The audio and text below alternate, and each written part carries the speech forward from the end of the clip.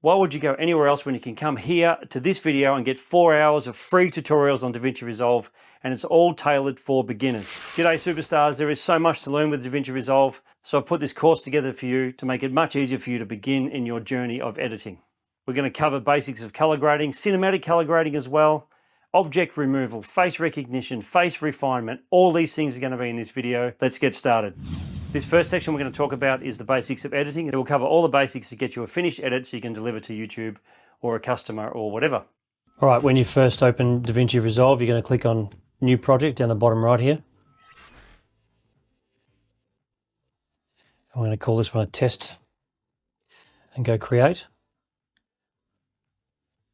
Once it's open, we're going to focus on the Edit tab and the Color tab and the Deliver tab. They're the three we're going to focus on today, so click on Edit. It's going to give you two windows.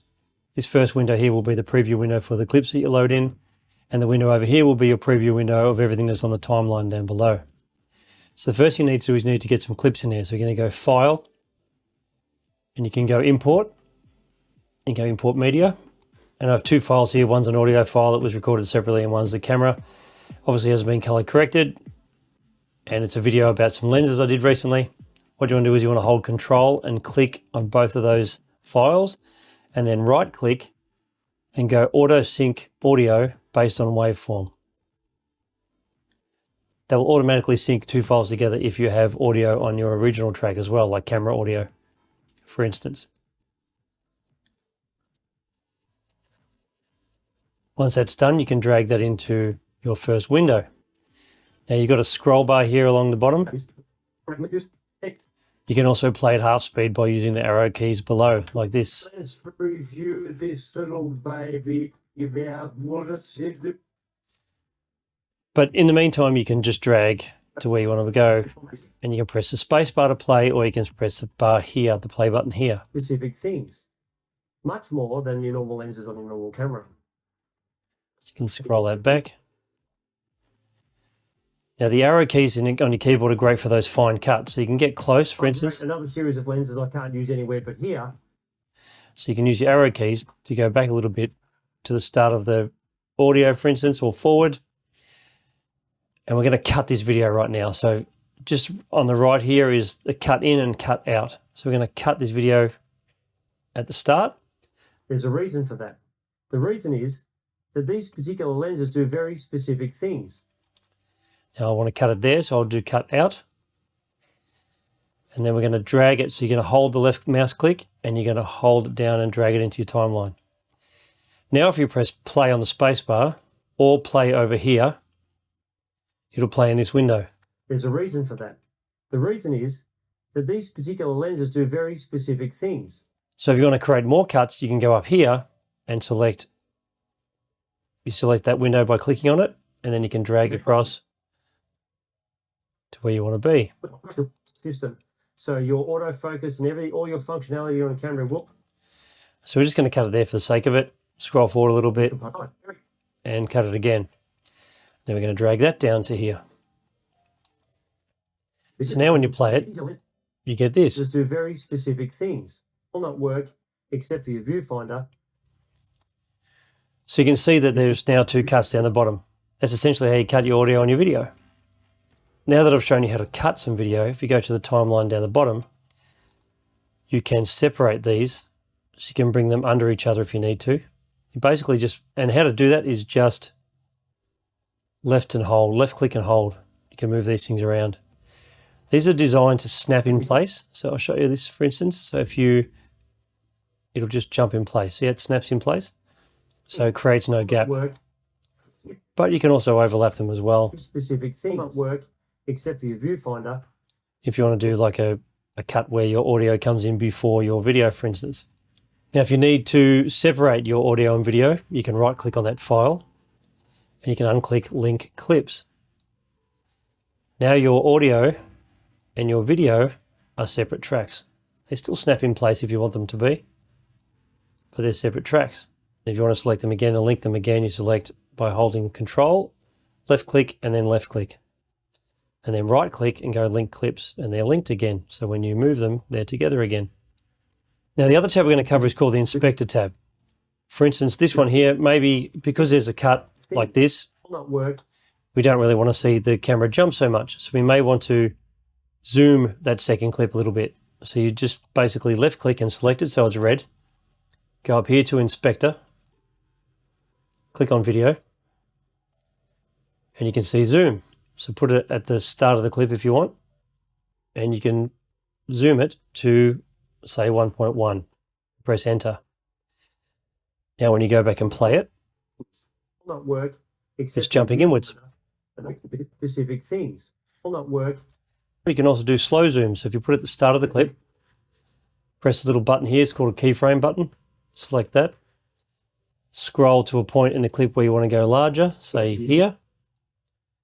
And then go one, click on that and go 1.2, for instance. Now when you scroll back, it'll do this. Do very specific things will not work except for your viewfinder,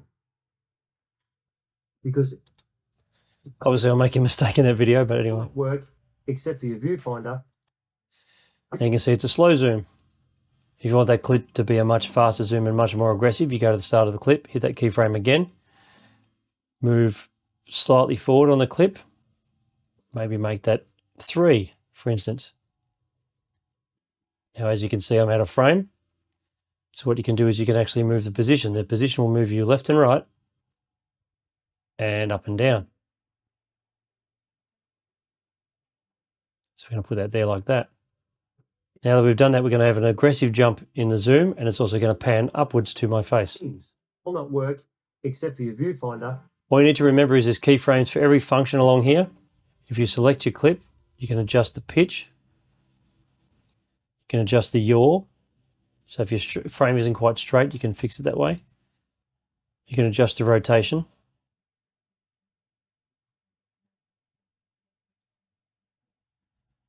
You can put these all back to 0 when you want. The bonus of these, of course, is you can keyframe it as well. So I'll show you a rotation version of me keyframing it. So you go to the start of the clip, or wherever you want on the clip. It can be here, for instance. Click on rotation angle there. That's where its starting point is. Go to here, which is where its end point is. So when you move this thing, it'll automatically create a keyframe, like so. So if you go back and press play, Will not work except for your viewfinder, because that covers the video portion of this. But now we're going to go into audio. And in audio, you've got volume control, which you can keyframe as well. So for instance, if you've got 2 clips here and the first clip's a bit quiet, you can turn the volume up. If you select it, of course, you turn the volume up on that clip. But there's a reason for that. Very loud, of course. Go back to 0.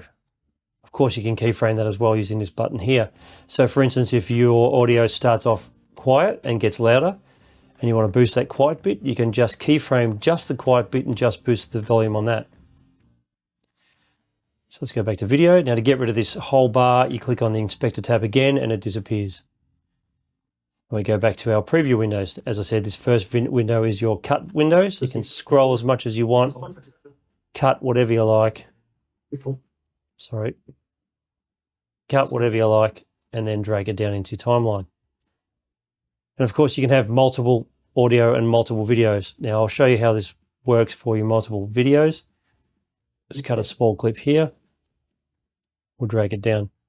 Now you've got another audio clip, another video clip here. Now if you need to see this whole timeline, you can hit this bar here and it can zoom it in and out. So you can see the whole timeline of our clips. You can bring that down lower. You can see the first 2 clips there with their audio and the new clip here. If you want another clip, you can actually go above that one as well. And now we've got audio. As I said, you can drag them wherever you want. So now we've got multiple videos and multiple audio timelines. But for the sake of this tutorial, I suggest at the start, you just put them all in a row. So just cut your video how you want to cut it. Put them in order down here how you want it. And once you've done that, you can clean it up and fix it and so on. Before we go to the color tab, I'm going to show you how to fade volume in and fade volume out, and also fade video in and out. So you go to this bar here for your volume, so we'll just drag that up a little bit so we can see that. And then we're going to drag this bar down here and you can see all the waveform of your video. Now I'm going to show you how to fade out the audio. So then you click here like this, just click that bar. If you grab that little bar here, see the little tag, if you pull that to the left, that will make your audio fade out. So if you play it, you'll hear the difference. Bends light. So as the light comes in, it bends it. So you can set your focus in a certain part of your image and you can bend it around to get the exact image. It gives you a slow fade, but if you click on this again, you see this little circle here, you can select that and you can bend it. It gives you a much nicer fade. It bends light. So as the light comes in, it bends it. So you can set your focus in a certain part of your image and you can bend it around to get the exact. Now that fades your audio, so if you scroll up, using the scroll bar on the side here, actually, if you scroll up, but first we'll get this bar here and we'll bring that audio down so you can see what you're doing. You can do the same thing with your video, so you can literally just drag your video across. So as the light comes in, it bends it. So you can set your focus in a certain part of your image and you can bend it around to get the exact. That's how you fade your audio and your video. You can also adjust your video's volume just by going to the middle here and you see the two arrows appear. You can literally bring the whole audio down if you think it's a bit loud. But this is where this is different to normal 15.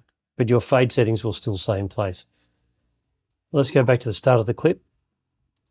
Now select the first clip and let's go color. It's a color tab down here.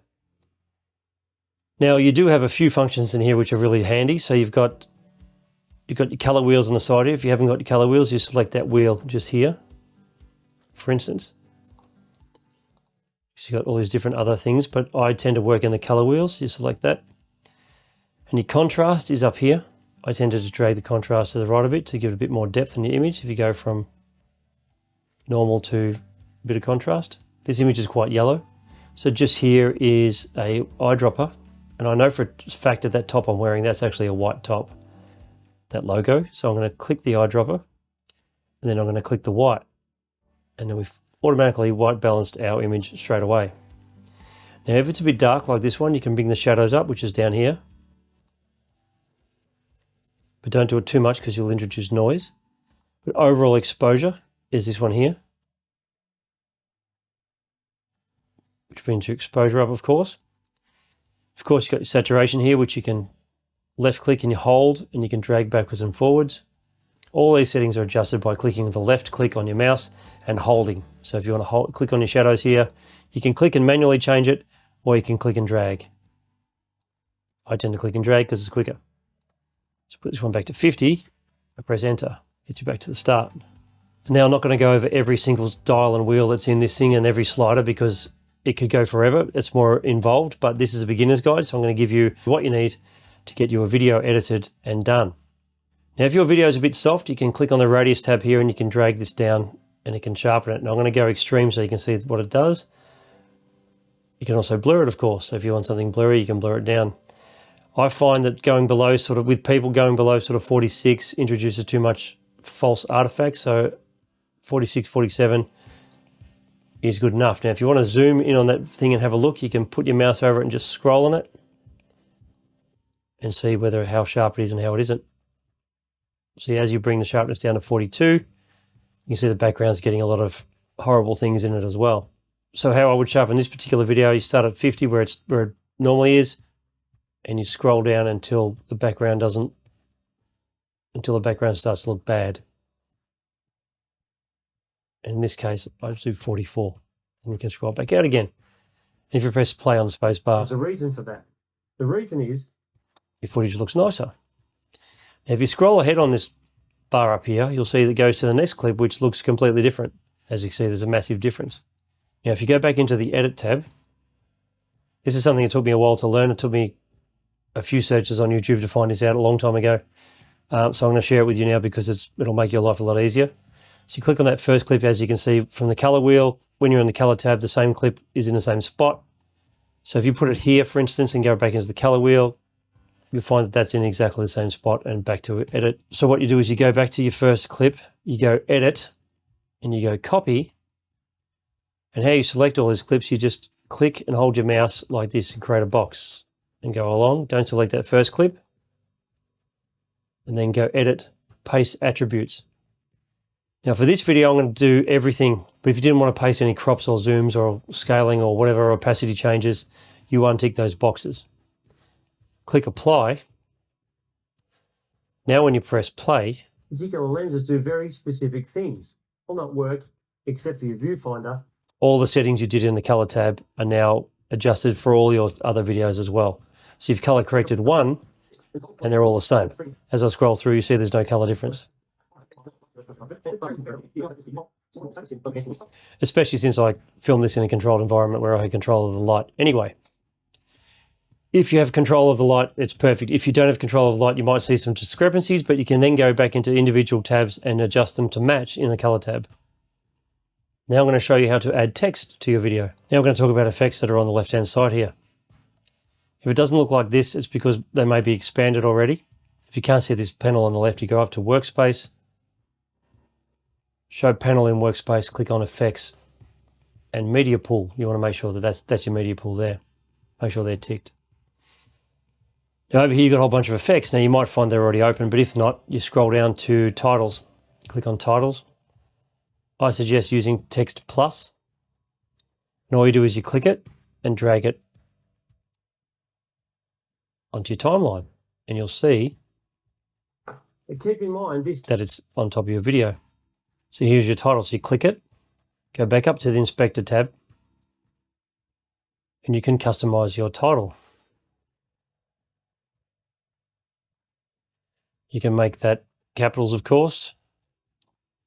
If you click on the font over here, you can also change the font. I quite like Montserrat. That's my favorite one for this kind of video. So let me see if I can find it.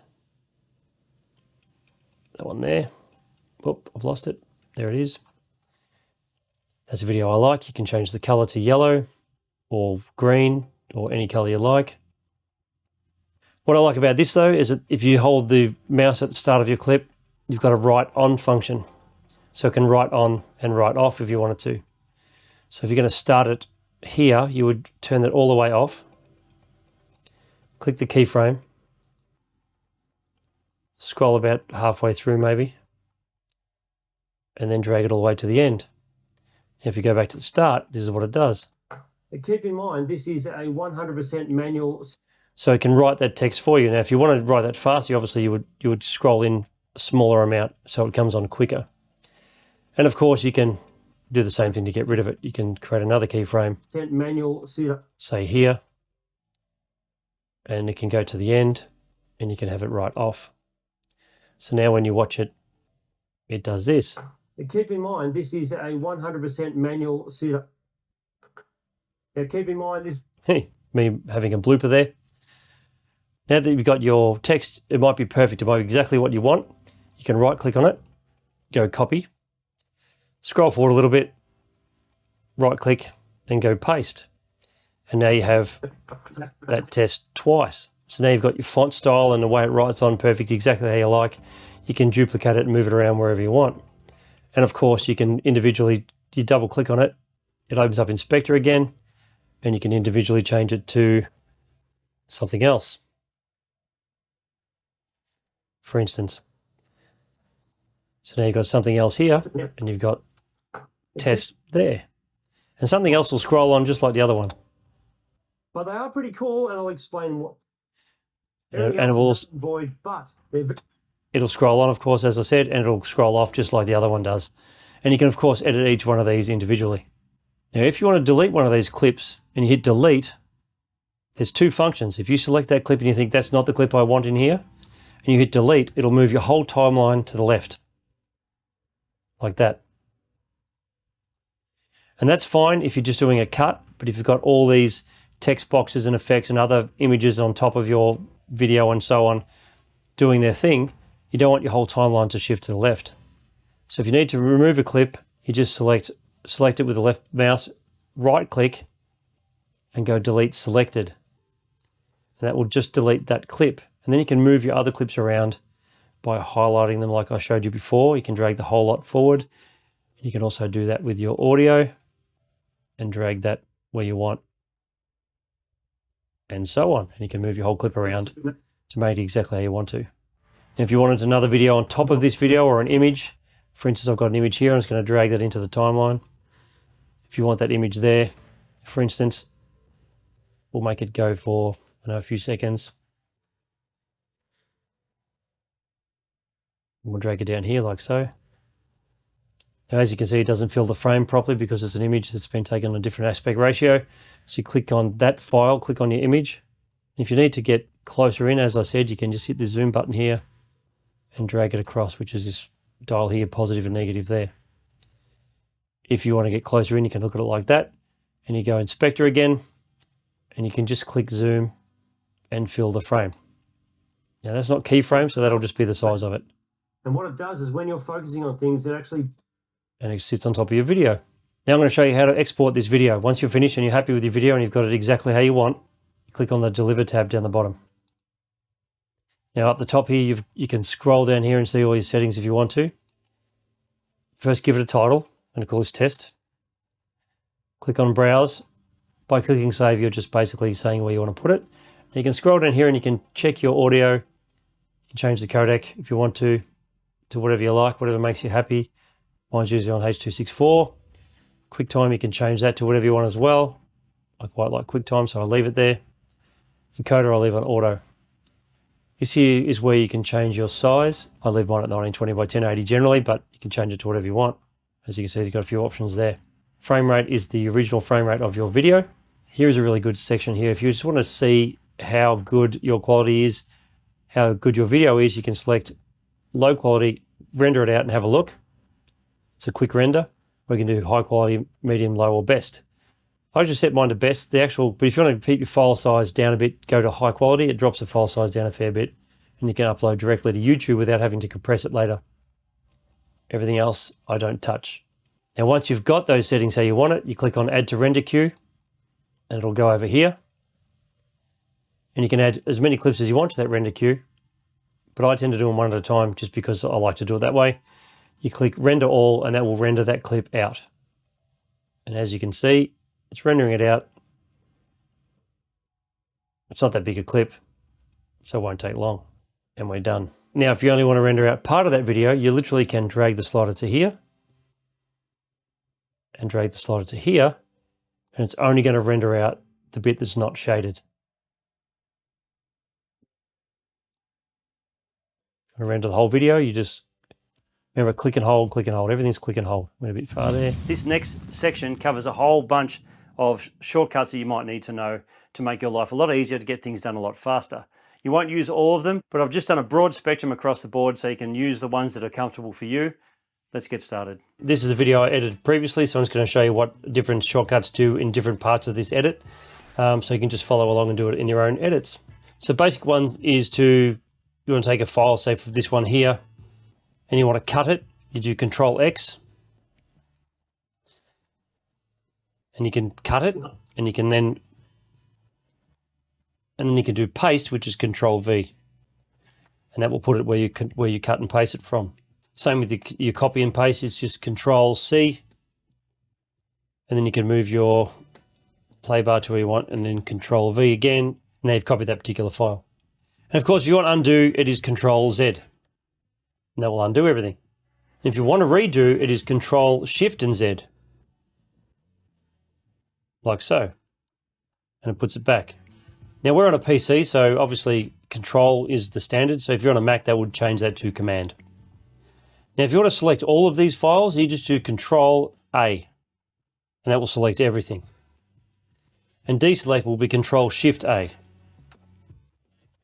Now we've done that, let's get into some editing side of things. So let's first press T. Up here you see you've got an arrow. If you go to edit a file now and you want to trim this area, it'll trim it you can trim each section like this. But if you want to trim the whole timeline, you would press T. Now when you do that, it actually sinks your timeline down and trims it down to where you want it to trim it down to. The next one is the blade function, which is this function up here. You can click it yourself, but if you just hit B, you can then trim it where you want. You can cut that file right there, and then you can cut it again if you want to. Go back to your arrow, and then you've got a control over those particular files as individual files rather than one big file. If you want to switch between the blade and the cursor here, the arrow, you just press A. There's your next shortcut is A, and that switches between them, so you can go B for the blade, A for the cursor, T for trim, for instance. Now if you want to delete a file, you can just select the file you want to delete, for instance this one here, and hit the backspace button, and that will delete that automatically.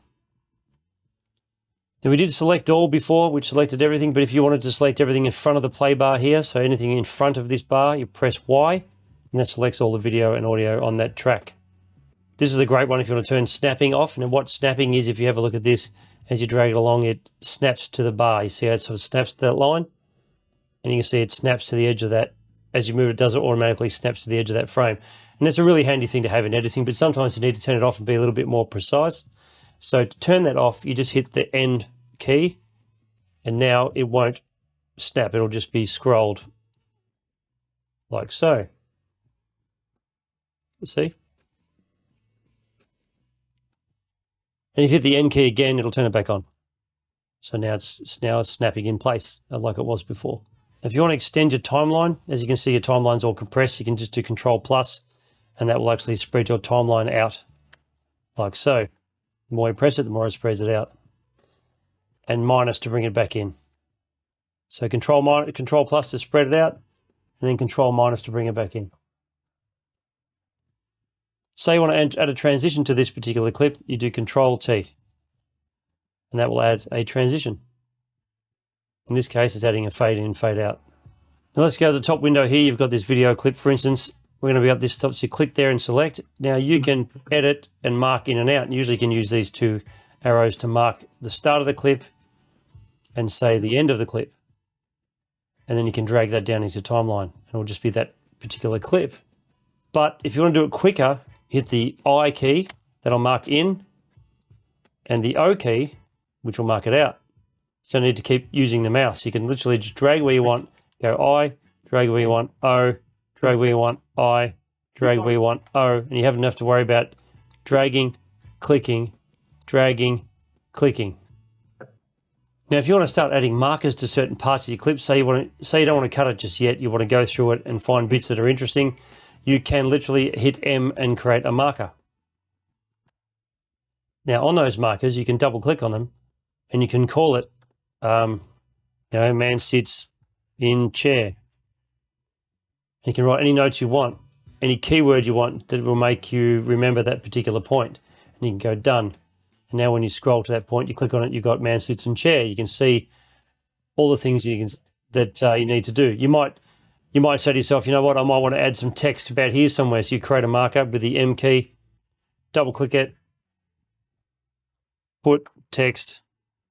I learned how to type, put text here, and you go done. So then when you go back to that point later on, you edit your whole file, go back to that point, and you can put your text there. It reminds you to do it.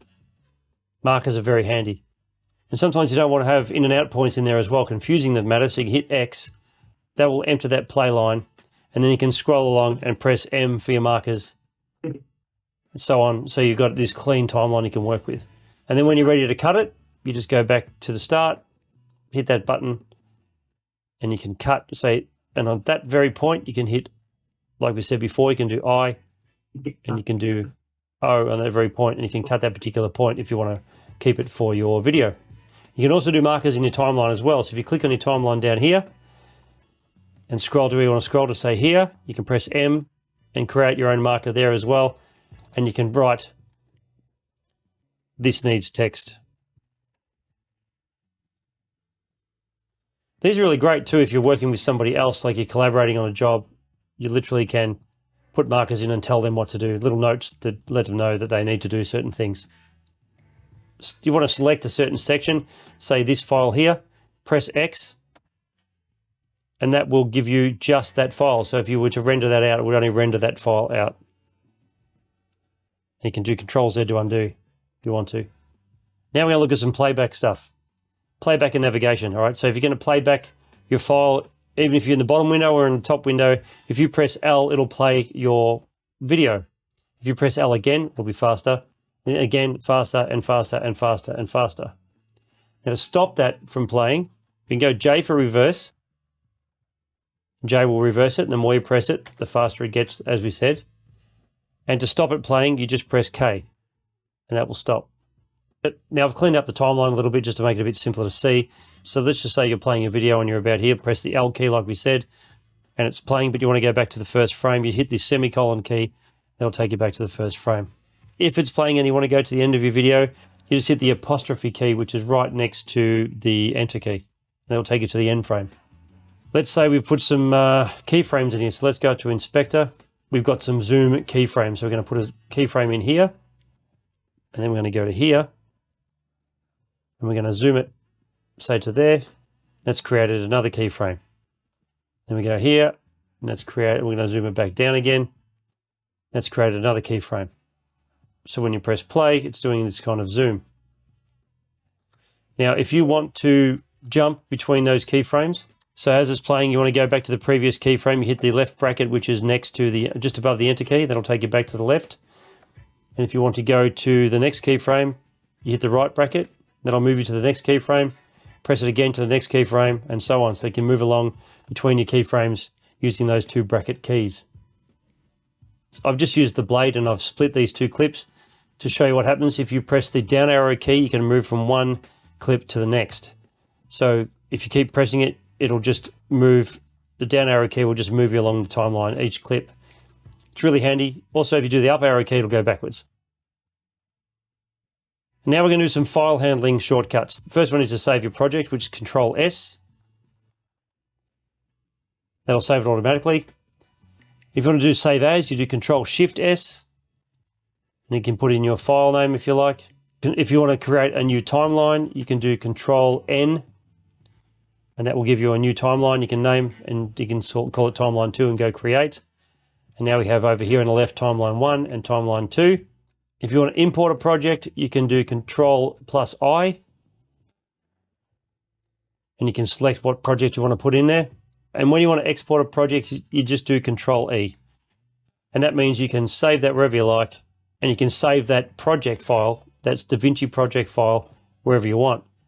Say you're doing a big edit and you finished it and you want to save that project file, but you want to go back to it later, but you need to work on another computer, you can save that project file, go to somebody else's house with all your files and that project file and load it up into DaVinci Resolve somewhere else. It's very handy.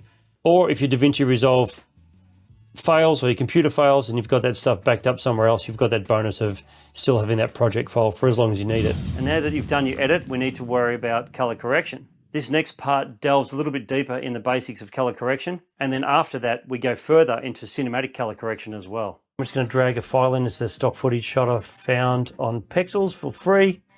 We're just going to scroll through and take a section of it and bring it down into our timeline. We're just going to hit that mute track button so we don't hear the audio when we're working with it. Okay, the first thing we want to do is go down to the color tab here. Now what we want to do is, you can see that this footage is quite washed out. Blacks aren't black, the whites aren't white, it's just kind of flat.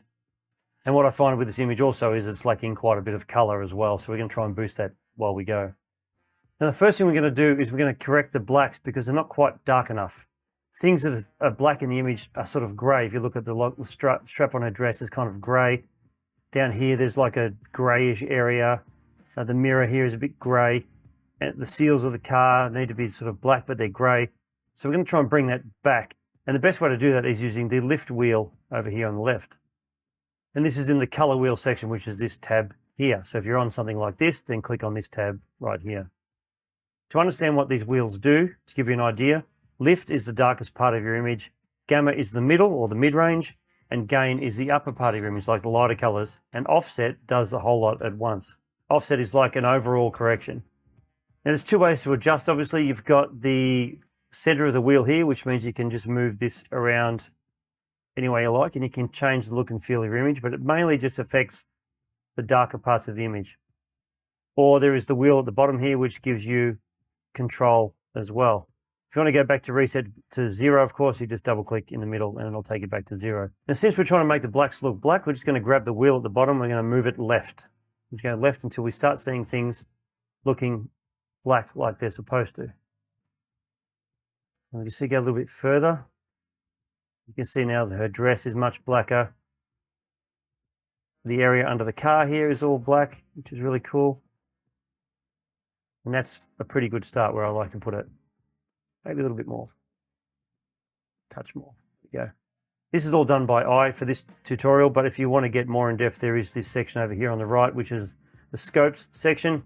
I'm not going to go into that today because it's more in depth. This is a beginner's guide, but just give you an idea, try to keep your colors from not going over the top or under the bottom when you're correcting. Like for instance, if I move this down too much, you'll see that the colors disappear into the black and then you start getting compressed black and it looks horrible. So you want to do it by eye, but make sure that your colors stay in the upper and mid range. Don't let it go past this line, and don't let them go past this line, and you'll be okay.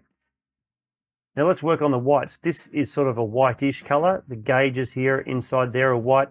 So we're going to try and work on bringing up the whites. So the way to do that is go over to the gain wheel down the bottom here and move that to the right. Now, if you look as I'm doing it, you look at the scope section over the right, we don't want that we don't want this color to peak that line. If you go too far and you look at your image, it starts to blow out the whites. If you look at the background in the back window on the right-hand side here, you've lost detail, it's starting to disappear. So we want to keep it somewhere in the middle. So you want to keep it just under that line so you don't lose that detail in the background and it brightens up your image. So what we've basically done is just increase contrast to make the image pop a little bit more. You could do that with the wheel here. There's a contrast dial here. You could literally just drag that left and right if you wanted to. But it doesn't give you that exact control like it does the way we did it a minute ago. And because we've done that contrast adjustment, you can see the colors in the windows out here is more profound than they were before. Her skin tones have gotten nicer and so on.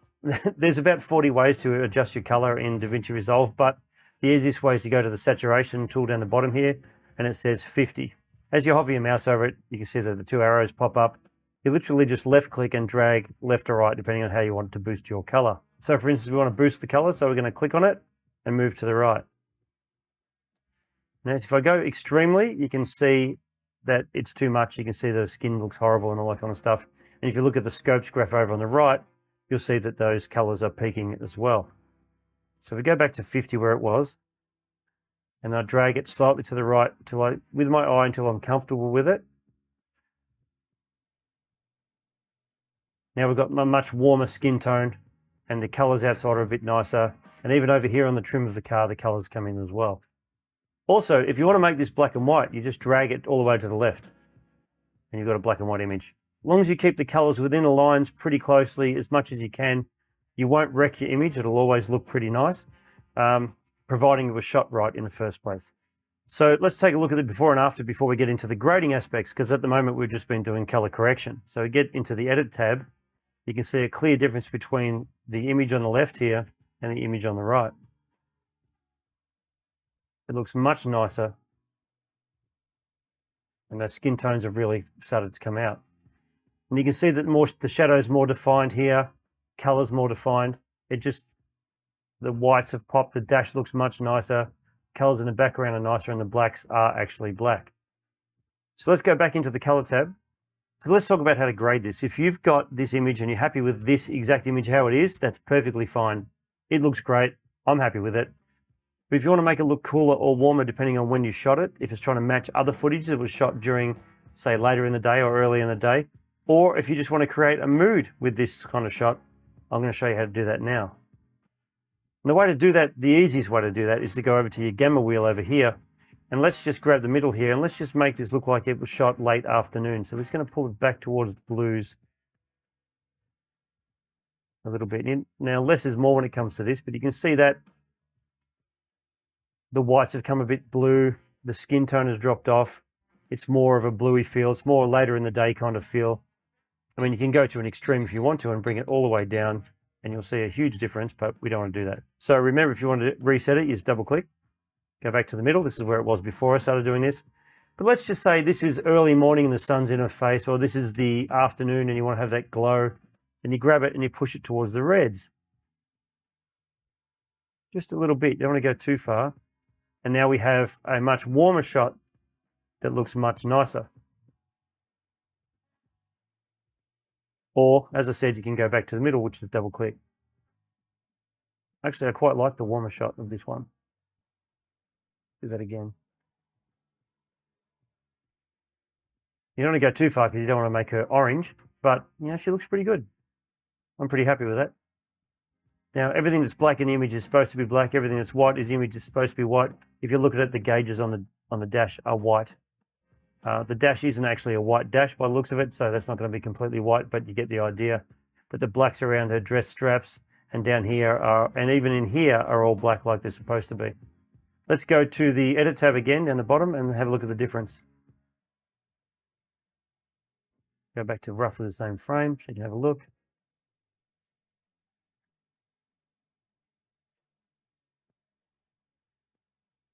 And that is a clear difference on what we started with. Now you've got the basics of color correction down, which means you're correcting your footage to a certain standard.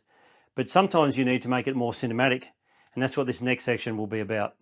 I just want to point out that this is a beginner's tutorial. I know there's more complicated ways of doing this, but I just want to show people how to get started when it comes to making a film look kind of video. And this footage here is some stock footage that I got off the internet, which was free.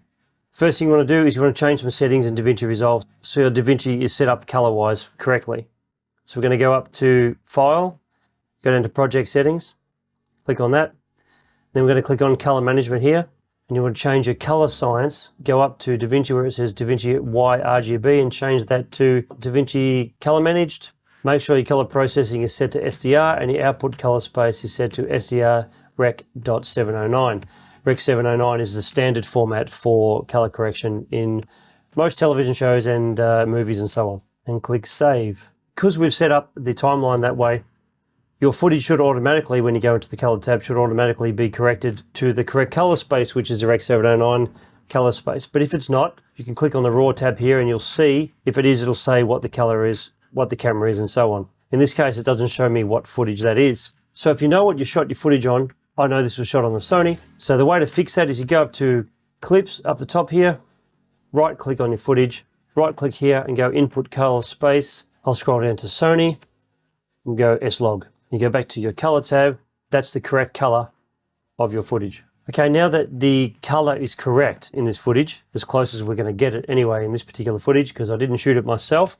If I shot it myself, I would have had more control over the DaVinci correcting it for me, but this is the footage we've got. It looks much nicer than it did a minute ago, and now we're going to go and try and make it look a bit like film. Now the next step is just something I do. I'm not a colorist. I'm not a person who color grades for a living. This is just what I do to make things look a bit nicer for me. So I'm going to go up to the left here where it says Gallery and you click on LUTs. And on the LUTs you want to scroll down to Film Looks. Now in Film Looks you've got Rec 709, which is, it starts here and goes all the way to the bottom here. They're the only ones you want to play with when it comes to creating this film look. If you hold your mouse on the left hand side here, it'll show you what it looks like. And they're all going to be quite drastic. We're going to adjust them afterwards, so don't panic. But as you scroll through your footage, you can see what it looks like just by moving the mouse across that particular LUT. So the footage looks like this normally. If you like that normal footage, that's great. But if you want to go for a film look, we're going to play with it a little bit here. So there's that one. This first one's a bit warm. I don't like that one. It's a bit too warm.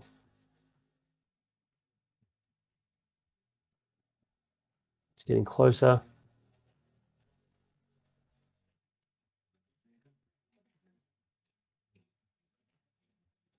It's a bit warm at 55. Probably go with 60. Oh, maybe 60 on this one. So we're going to click on 65 here. I'm going to drag it across. We're going to have a look and see what it looks like. So it's pretty harsh. First thing I'm going to do is going to go down to this window down the bottom here, and we're going to bring that harshness down. The background I wasn't concerned about. It's blown the background out in this one, although it was originally blown out quite a bit in the original footage. I'm going to go down to the gain wheel and I'm going to mess with that. So I'm going to bring it right down so her face is actually close to being not blown out. And then I'm going to bring the shadows up a little bit, bring that detail back in. And then I'm going to move the saturation to the left a little bit just to pull a bit of that color out, just a little bit. Now the gain wheel, you can see is your highlights basically, and the lift wheel is your contrast. So you can bring your contrast less or you can make it more, it's up to you. But let's just put it there for this one. And then the offset wheel adjusts everything. So bring the offset to the left, it's going to bring the whole lot down. Bring it up to the right, it's going to bring the whole lot up. I want to bring that whole lot down a little bit to about here. And I mess with those shadows a bit more. We press play, this is what we end up with.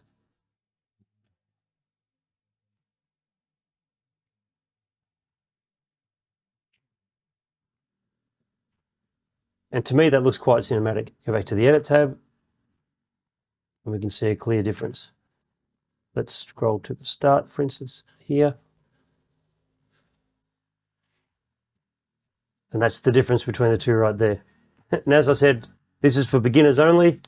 There is much more complicated ways of doing this using nodes and so on, but I was trying to avoid using nodes to make it as simple as I possibly could for a beginner to get something out of their footage.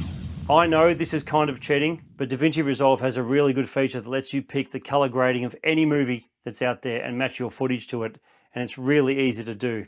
So I've got these three stock footage clips here. This one is just a helicopter flying, which is pretty cool. And what I've done is I've grabbed off the trailer of Saving Private Ryan, I've just grabbed a piece of how I want it to look.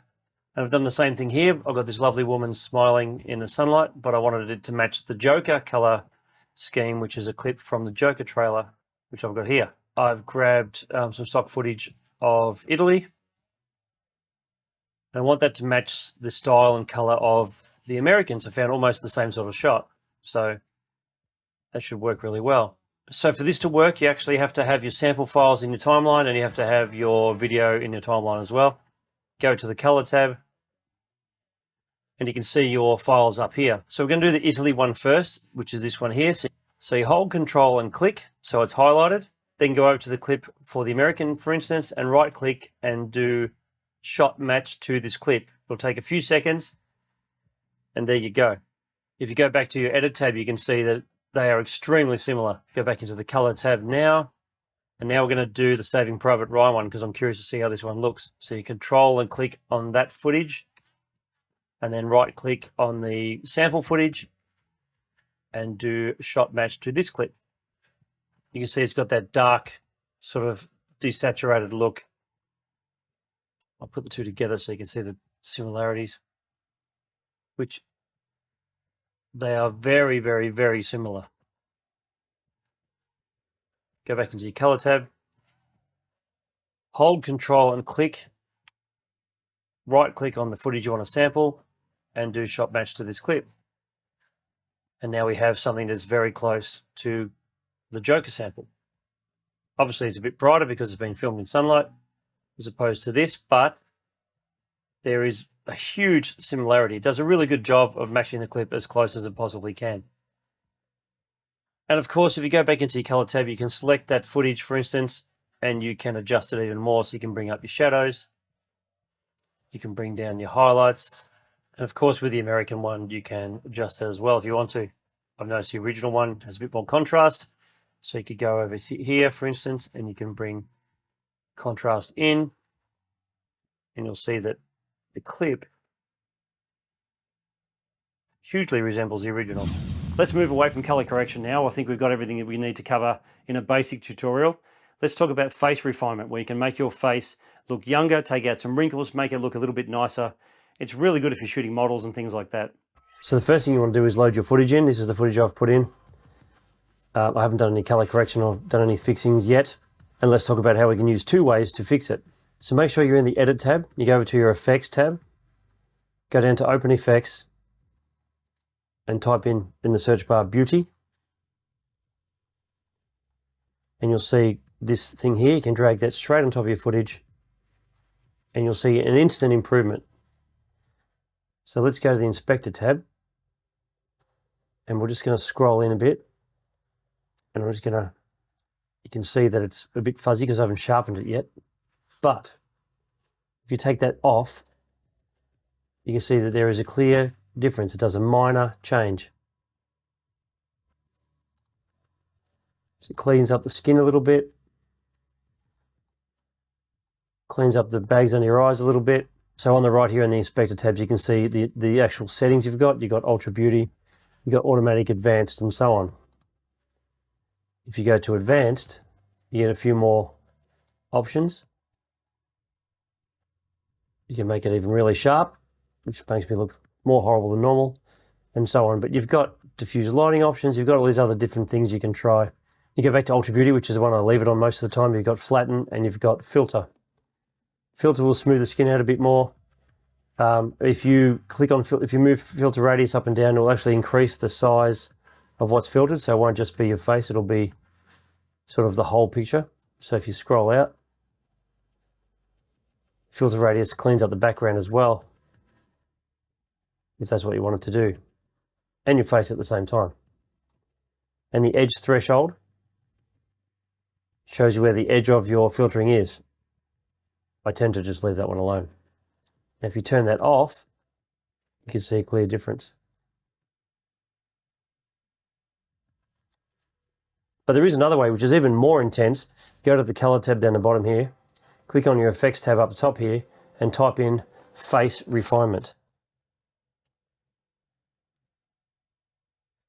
You drag that onto your node here like this. So if you click on Analyze here, it's actually going to analyze your face for the whole footage. It's analyzing the movement, it's tracking everything. This is much more precise than the first method. You can untick the show overlay so you can see your face like normal. And now when you adjust things, you have complete control over what happens to just your face. So you can bring in the detail. If you want to make yourself look old. Oh my God. And you can pull out the detail as well. You can do things like eye retouching. So eye bag removal, you can get rid of that. You see that if I zoom in on it a bit more. You can see the eye bag removal here like that. You can do eye brightening, if that's what you want to do, make yourself look like a demon. You can do eye sharpening, if it's not sharp enough. And eye light, if you want to light just around the eyes a bit more. Well, the eye light is perfect if you're filming in the sun and you get the sort of raccoon shadows, raccoon eyes. That helps that. You can get into lip retouching as well. You can give it a different color if you want, and how much saturation you want to give it. Upper lip can be smooth. This is basically full makeup control. You can add blush if you want to. Bit of color to the cheeks. Forehead retouching. It's great if you have a lot of wrinkles. So you can smooth that right out if you want to. Cheek retouching. Chin retouching even. Gives you control over just that area.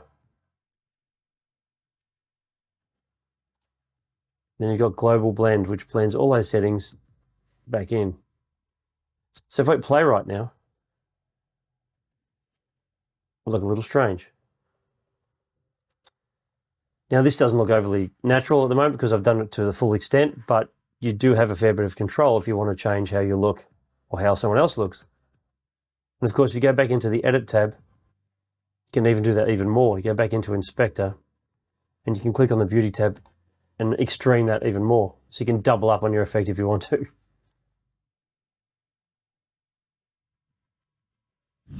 If you're a shorts creator, you're going to want to know how to create subtitles in your videos. This next section will cover that, and also how to transcribe your videos and edit via text if you need to. First thing I'm going to do is show you how to actually edit from text on your video. I've added in a clip to this very video into DaVinci, and now I'm going to right click on that and go down to Audio Transcription and then Transcribe Audio.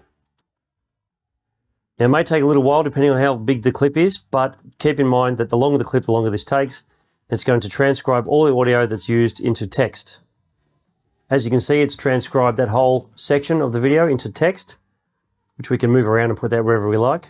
Just going to put that there for now. Hit play on the video and you can see it scroll through the text. If you want to add subtitles to your videos, well, I'm going to show you two ways you can use subtitles to not only add to your shorts and your videos, but you can customize, change colors, change font, and so on. Let's just say I want to use just this line here. If I left click and scroll over it with my mouse and select it, you can see it adds a beginning keyframe in and out, keyframe, so you've got in and out of your video. If I drag that down to my timeline, you'll see it's just that sentence. I'll just bring that out of the way so you can see it in this screen here. Go back to the start.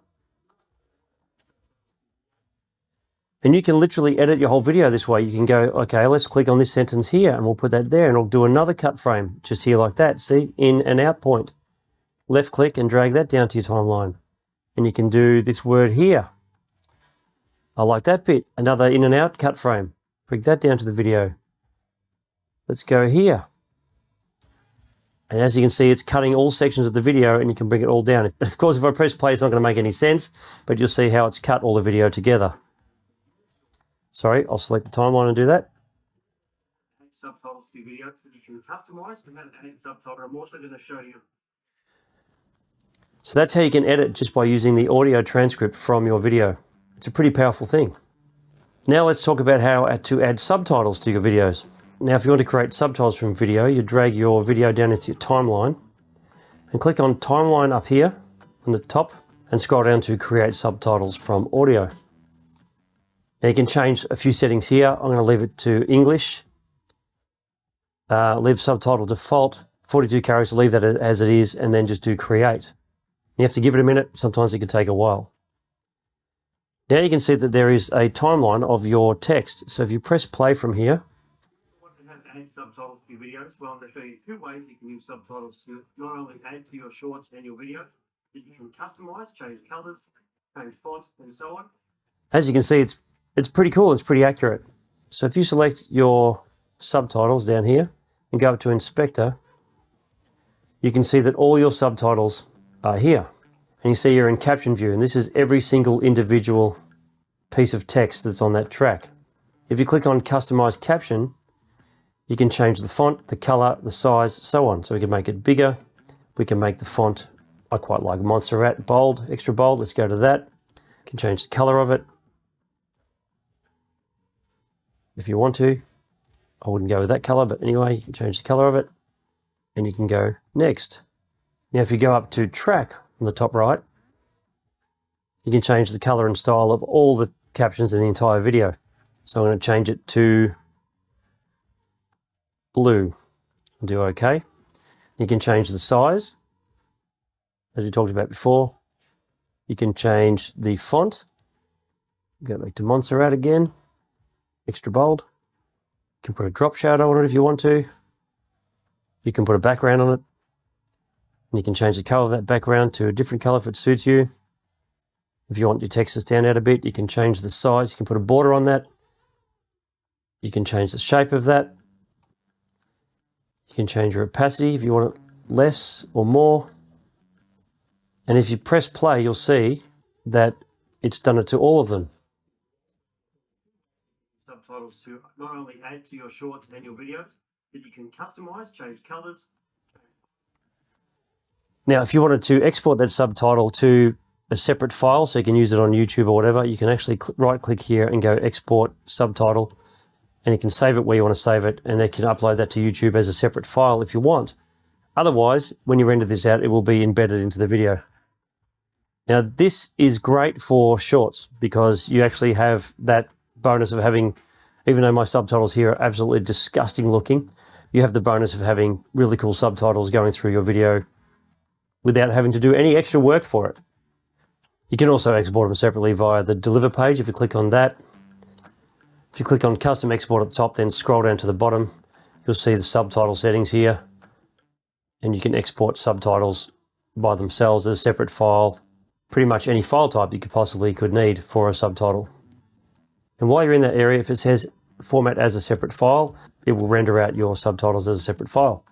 If you click on Burn into Video, then it would automatically add that into the video as well. So when you render that video out, it will have the subtitles embedded. If you don't tick that and just leave it and render your video out as normal, you'll have no subtitles on your screen. If you take anything away from this 4-hour tutorial, the one thing you should take away, the most important thing you could possibly think of when it comes to learning this stuff, is hitting that like button. While we're on the subject of text, let's talk about text effects. There's a whole bunch I'm going to take you through right now. Let's check them out. Okay, the first clip we're going to do a thing called a glitch effect, which looks like this. First place you need to go is go to the toolbox. It could be up here on the left Mine I've got set down here. Then go down to titles. We just do a standard text effect. We click and hold, and we're going to drag that into your timeline. Click on your text file, go up to inspector, and we're going to change it to whatever you want to change it to. So we call it cool effect. And we can change the font if you want to. You can change it to whatever you want. And so on. Let's just do that one for now. Close your inspector off. Now that you're in your toolbox, open Effects, which is down here on the left. And once you're in Fusion Effects, scroll down to Digital Glitch. Now, you can't actually apply this Digital Glitch effect to your text file because it's not a compound clip. So you need to right-click on the text file and click New Compound Clip. You can call this what you want. We're going to call this one Cool Effect. Create. And then you can take that Digital Glitch effect and put it straight on top of your cool effect text. Now when you press play, you've got this cool glitch effect. The next effect we're going to do is a typewriter effect. So if you click on the toolbox over the left here and then go titles, this one has to be a text plus effect. So click on that. I'm going to bring that into the timeline like so. We're going to select it, go up to inspector and call this one typewriter. You can change the font to whatever you like.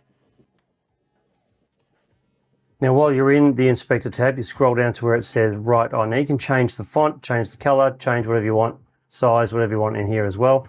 But if you go down to where it says Write On, that's what the next section we're going to need to work on. So make sure your play bar is at the start. And we're going to go back over to Write On over here. We're going to grab that right-hand dot. And we're going to bring it all the way across to there. And we're going to click and create a keyframe. Now what you need to do is you need to scroll forward to where you want the typewriter effect to end, which may be about here. And then you drag that ball again on the right-hand side where it says Write On. You drag that all the way to the right. Now it automatically created a keyframe for you. Now if you watch it, it types on. And of course, if you get the typewriter font and add some sounds, that looks really good. Very simple effect to do. Now we're going to do a water effect. This is a text plus text, just like the one before. So you go to Toolbox, Titles, Text Plus, and drag it across. We're going to give it a name. So click on Inspector. We're going to call this one, actually, we might do capitals. We call this one Watery Wet, as you can see. Got a picture at the bottom of a swimming pool, which I actually got from Google. So we're going to put that underneath the text effect. So we're going to bring the text effect up, bring that one across, and there you have it. Now it says Watery Wet. Let's bring the size of that text up a little bit. So we go over to Inspector, select your text, go over to Inspector, and select size just to bring it up a bit. And let's change the font to maybe a Montserrat font. Change it to extra bold. There we go. And while the inspector is open, we're going to change the selection from the text file to the water file. And we're just going to go zoom over here and we're going to zoom it so it fills the frame. Now what we're going to do is we're going to go back over to your toolbox over here. We're going to scroll down to Open Effects. And then we're going to hit the search bar up here and it says Fast Noise.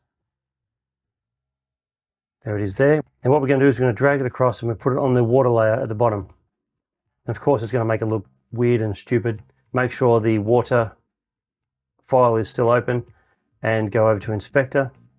If you go to Effects, you can see that we have the fast noise effect here. You can turn it on and off if you want to. But these are all the controls for that particular fast noise effect. So now we're going to change the default to water surface. Once you've done it, you can press play and now you've got a moving water surface. But what if you wanted to move the text as well? Okay, so now you go back over to the fast noise effect and you click on it and select it and add it to the text plus effect. You've got the same effect here as well with the water. Make sure the text file is selected. Go back over to Inspector up the top right here and Effects and change the default to water surface as well. And now when you press play, you should have it all moving together. And of course, if you wanted to just have the text moving and not the water, you select the water file and then go over to fast noise and turn it off. Now when you press play, it's just the watery text. So you can have it with both of them moving or either of them moving. It just depends on what you want. But you might have noticed that with the text effect and the watery clip, if you have them both on, that they don't move together. The watery text seems to move independent of the water, but you can actually make them work together. So we're going to turn that effect off on the text, and we're going to turn the effect off on the fast noise. So you go back to Toolbox and then Effects, grab an adjustment clip, put that on top. Now what an adjustment clip is, it's a layer you can apply effects to, and it affects everything underneath.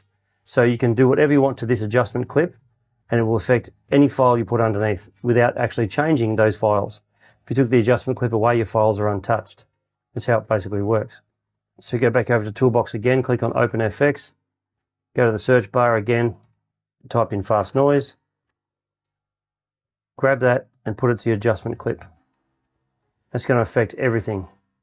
If you turn that adjustment clip, it's like if you move that adjustment clip out of the way, you'll see everything's exactly the same. So it's just affecting that particular clip. Make sure the adjustment clip is selected. Go to your Inspector Effects tab again. You'll see fast noise here. Change that default to water surface again. And now when you watch it, they're all moving together. It's much more cohesive than it was before. Okay, now I'm going to show you some different animations you can do with text. I've left the pool image here, which isn't animated, it doesn't do anything, just as a background to show what your text looks like against it. Go over to your Effects toolbox again, scroll down to Titles, and we'll just do a normal text effect, which we're going to put on top of that swimming pool. Click on that text file, go up to Inspector, and we'll change the name of that to, we're going to call it, I'm just going to call this one Transition. Transition text, just for the fun of it. And we're going to scale it up a little bit by using the zoom down the bottom here. Scale it up to about there, and we'll change it to any font that looks good. We'll just go with that one. If you go back over to your toolbox over the left here, click Toolbox again, you've got Video Transitions. And you've got to scroll down to Fusion, to your Fusion Transitions. And these are all things you can apply to your text. Let's put the circle spin one on the text here, for instance, and press play. That's the kind of effect you get. Now you can stretch this out, make it come on slower or faster. This will be slower now. The fall and bounce one is one I like as well, so we can put that on here like that. It just falls down and bounces into place like that. Another favorite of mine is film strip as well. And you can of course make that go as long as you want.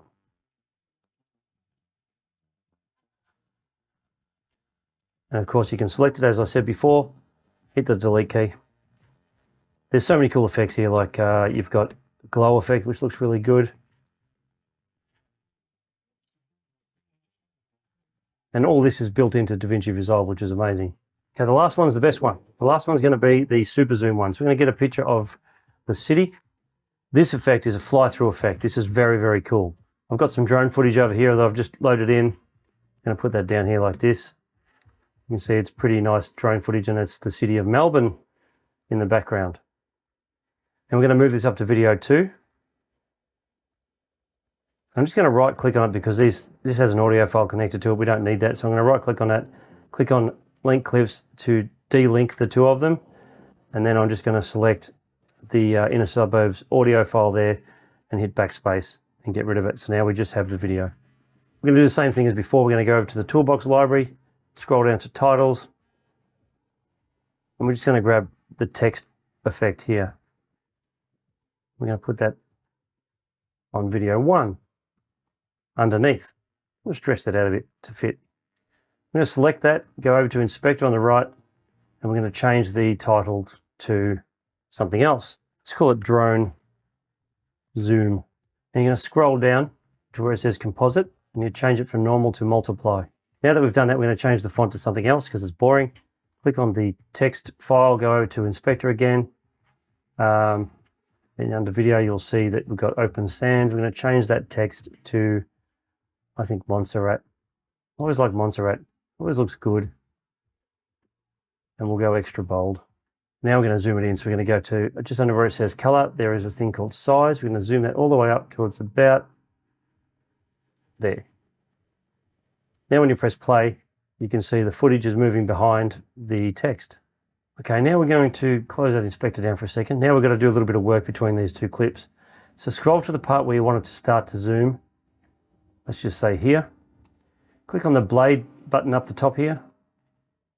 And we're just going to cut that clip, just the text file like that. Then we're going to scroll maybe 1 or 2 seconds. So at the moment it's at the 6-second mark. So let's scroll to, say, the 8-second mark, like so. Now you're there, go back to the arrow, change it from the blade to the arrow. Hold down the control key, select the video file and the text file. And once those two are selected, do Control B, and that'll cut the video and the text together. First one is just here. It's one cut just in the text file. And the second one is cutting the text file and the video at the same time. Now we're going to select the video on the right hand side here, which is after we've cut. We're going to go back up to Inspector. We're going to go down to Composite and change the viewing mode from multiply back to normal. Scroll all the way up to the top. Scroll all the way to the top and click on normal. So I'll show you what it's doing at the moment. So you've got this sort of zoom going on. You've got the footage moving in the background. It's all great. You've got to cut in the text and then it goes back to normal. Now we're actually going to animate it. So make sure you select this little text file in the middle, the one we've cut. You can see it's there by itself, little lonesome text file. Click on that, make sure the video is selected, scroll down to dynamic zoom. And click the dynamic zoom effect on. Now it's probably going to be zooming the wrong way now, so let's have a look. It's zooming the wrong way, that's fine. It does it by default. If you go over to the left here, you see this square and this little arrow. Click that arrow and go down to dynamic zoom. You see a box appear on your screen. How dynamic zoom works is the green box is where you're starting, where the zoom starts, and the red box is where the zoom ends. So grab the red box, just hold and click, and drag it down till it fits inside. Let's just say it fits inside the E. Like that. You've got to make sure that you're not in any of the black area, so just make it small enough to make sure it's inside one of the letters. By the way, to zoom in and have a look, you're just scrolling the mouse. And then we'll just get the green box now and make it full size of the screen. It can even be a bit bigger, it doesn't matter. Now let's hit play and have a look. We're not going to play the whole thing, we'll start at about here. And straight through the text we go. Now the animation is just set at a standard pace. It just moves at an even pace, and if that's what you want, that's great. Otherwise, you can select that little text again, go over to your inspector, and you go back down to dynamic zoom on the right here, and you can see it says linear. Change that to ease in, or you can have it ease in and out if you want to, but for this one we'll do ease in, which means what it does, it starts off slow and gets faster as it gets closer. So if you watch it, it's a slight difference.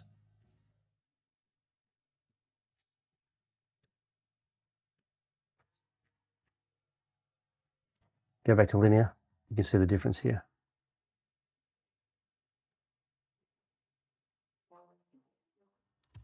It's just a bit nicer, it starts off a bit slower. And of course, if you wanted that zoom to last longer and be a lot slower, you just, when you first start, just make this file here before you cut it, make it longer. Don't make it 2 seconds, maybe make it 4 seconds if that's what you're going for. That way you get a longer zoom. This section I get asked a lot, it's how to mask. So let's go over the basics of masking now. So what would you use masking for? Well, masking is best for making things appear behind other objects. That's where I usually use it the most. So what we're going to do here is we're going to show some text coming out from behind this tree. We'll take a few seconds of it and we'll just put it down here, like this.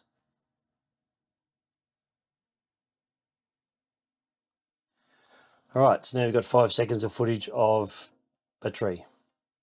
Very exciting. So let's make some text come out of the side of the tree. So we'll go up here to Effects, click on that, go down to Titles, and click on Text. We're going to drag that down here like this. So we're going to do a bit of work to that text first. First thing we're going to do is we're going to go up to Inspector, up the top right here. We're going to change the text and we're going to call it Tropical Paradise.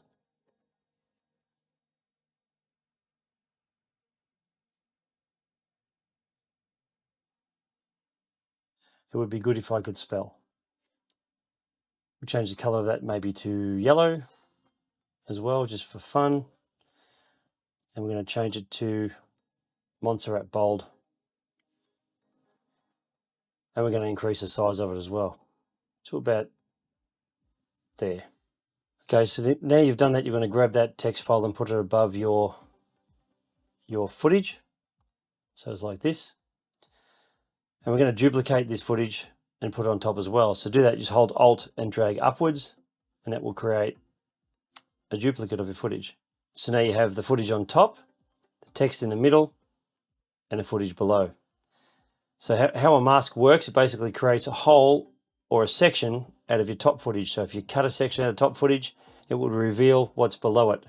Right, now we've done that, we're going to go over to the color tab.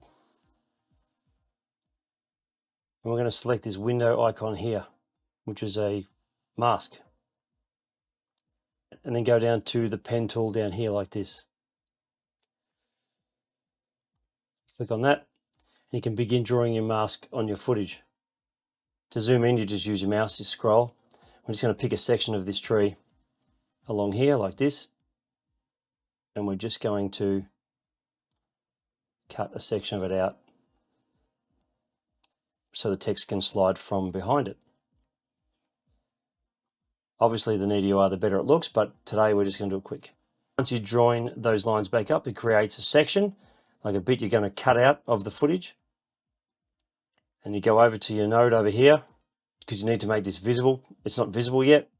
Right click and go Add Alpha Output, and grab this little blue dot here, hold and click, and drag it over there like that. And now you can see that the text is behind the footage. Now if I go back to the Edit tab and I turn off these other layers, go back to the Color tab, you can actually see what it's done. It's created a section. It's cut a section that hides what's behind it. And that's sitting on top of your original footage. So the rest of the screen is your original footage, and the text is sitting behind here. So when it's animated or moves outward from behind there, you'll see it come out from behind the tree. Go back to your Edit tab, and we're going to edit this text now. So you click on the text layer over here on the left, go up to your inspector, which is up here on the right, and we're going to position it first. So we're going to slide this across. We'll leave it where it is. We're going to slide this across, all the way across here like this, like that. Then make sure that your footage is dragged to the start, so at the start of your footage, and go back up to where you had the position a second ago and select a keyframe. That's going to be the starting point of that footage from where you're moving from. Then we're going to go all the way to the end of the footage, like so, and we're going to move the position of the text, like so.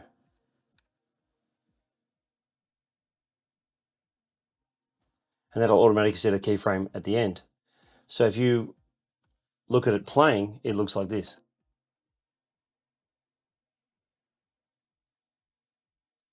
So now you have text coming out from behind the tree, and that's what masking is all about. The next part of the course is how to remove a background. Once you've done a bit of masking, you can sort of get the idea of how that works. So we're going to do a little bit more masking using Magic Mask in this, and we're going to show you how to remove a background from your footage. This is some footage I got off the internet. I've just cut a section out of it to show you what we can do with it. We're going to go into the Color tab. And in the Color tab, over to the right here, you've got Magic Mask, which is this box here. So click on that. Now you might have a window that looks like this, or this, or this, or so on, or this. Click on this box right here. That's Magic Mask. Make sure it's set to faster because it'll be a lot less intensive on your processor. And make sure that you select Object Mask on the left here. You can do person, and you can do features of that person and so on.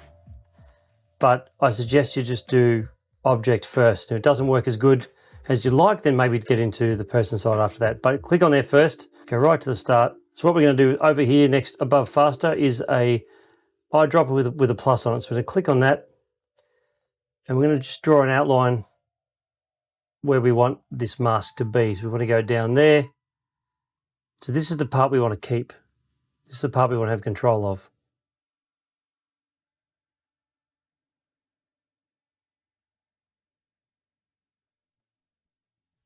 You don't have to be precise at all. We just want to give the rough shape of where we're going to be. Now, if you look at that, what we've done, you see, if you move the wheel down the bottom here, you'll see that there's a little tiny blue dot. That means we've created a mask in that one spot. But we want to create a mask across the whole footage. So now we're going to go to the left and right arrows here, and that'll track forward and back. in one go. So it'll track all the way across and then all the way back. Now, if you'd started in the middle and you picked a spot in the middle, it will track forward and back from there. So we click on that now. This could take a little while to click through. Now, after it's done that, you click over here to the right, you click on these two shadow boxes here. And as you can see, it'll show up her as red. And that shows you what you've tracked. And if we scroll through, if you press play again,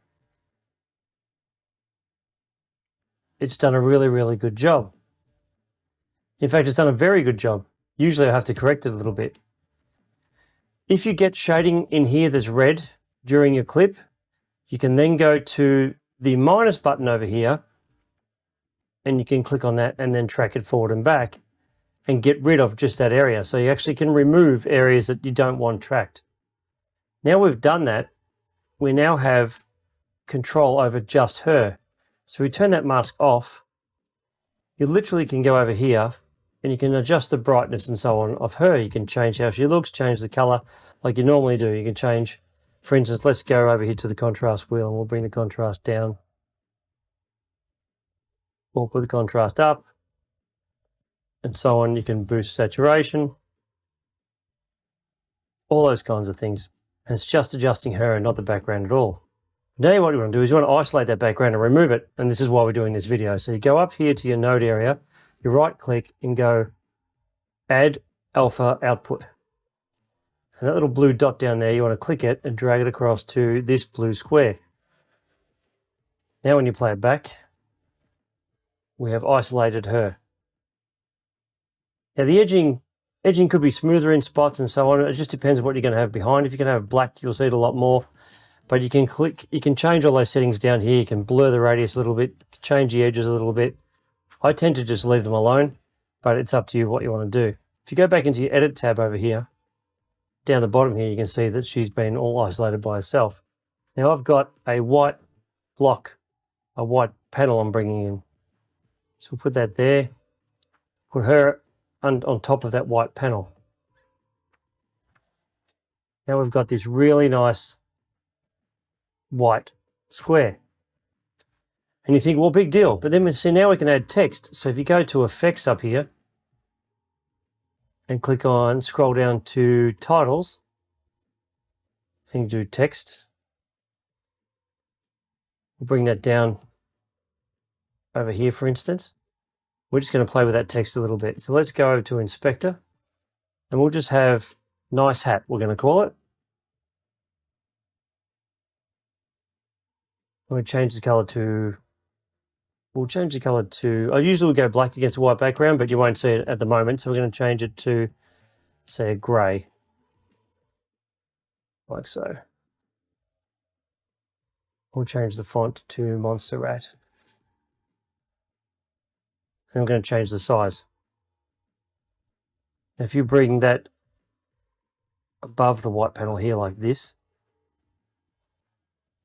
and then bring her above that. Now you've got these words behind her. And what we can do with the text is we can animate it left and right. Then go up to inspector. And we can animate the position. So we can start here. Click on that. We can also increase the size while we're at it.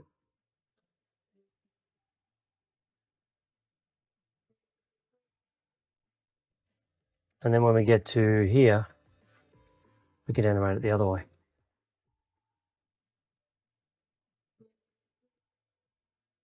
So you press play. These are the things you can do if you isolate the background. But you don't have to use that. You can do something else. We go back up to our media pool. We can bring in a sunset, for instance. We'll get rid of the text. We can leave the text there, actually. We'll bring the sunset down here. The timeline, we'll move her out of the way and we'll go above, so we'll go below text, move the white panel out of the way. So it still says what it says. We can put her back where she was. And as you can see, she's not bright enough. The sky's wrong, but we go into color again, select the sky. We can bring the lift right up. Like so. Contrast can come in a bit.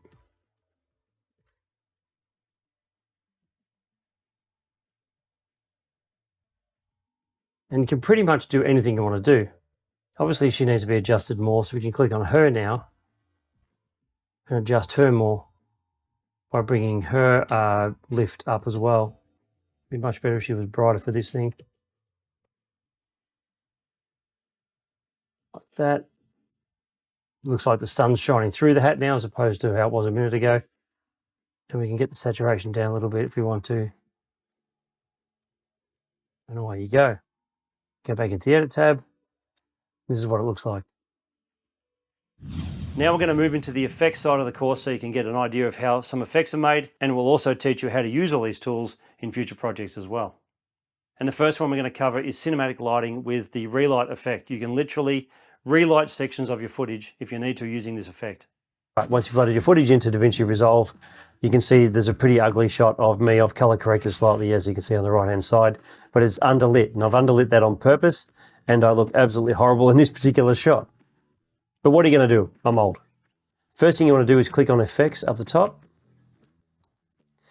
and then go to Open Effects and then Filters and type in Relight. So type in the search bar here, Relight. You see the effect comes up here. Grab that, hold and click, and drag that onto your footage. And you can see it's changed me into some kind of weird plasticine clay model person. So let's click on the inspector up the top right here, so we can see that a bit easier, and you can get to the settings of what Relight provides. If you click the Relight button here, you can see you can turn it on and off. It'll come back in a second. There it is. Now you want to go down to your arrow over here on the left here and click that down arrow and click on Open FX Overlay. And you need to do that because you want control of your light. Now you can see the light here, and I'm moving it around subject. And as you can see, you can actually, if I put light on this side, you can see the shadows coming on that side. If I go above, the shadows come underneath, and around the other side, the shadows go on the left. You're literally relighting the subject, and it's using it in a 3D space. Now, I'm not sure exactly how this works, but it does it via an AI engine. Now, over in Inspector on the right-hand side, you have a whole bunch of settings you can use to control this light. This particular light is a point source light, but you can change it to spotlight, and you can change it to directional, if that's what you're after. But if you really want to see how it looks, you untick this box here, Relighting Map Preview, and you can see what it's actually doing to your footage. So go back to point source. You can increase the intensity by dragging it up and down like this, and you can move it around by touching the light down the bottom. As you can see, you can move that light around. You want more directional and more intense, you go from here and you can move that light around exactly where you want to put it.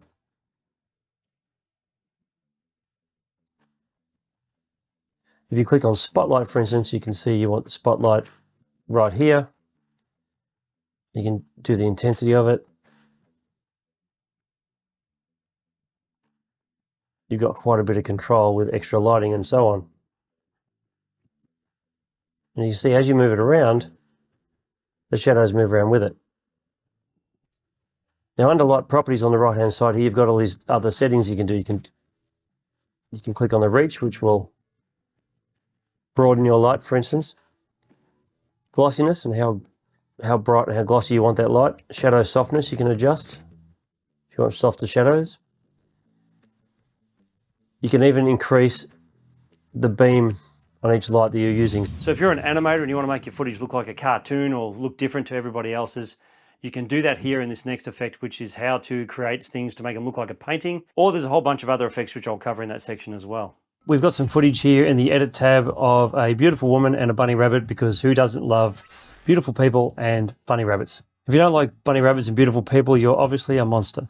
The first thing we're going to do is go down to the color tab down the bottom here, and I'll show you a few different ways to make this thing look different. So if you go up to your effects on the right hand side up here, click Effects and do a search. I've already done it, as you can see, but you can type in water. You can go watercolor.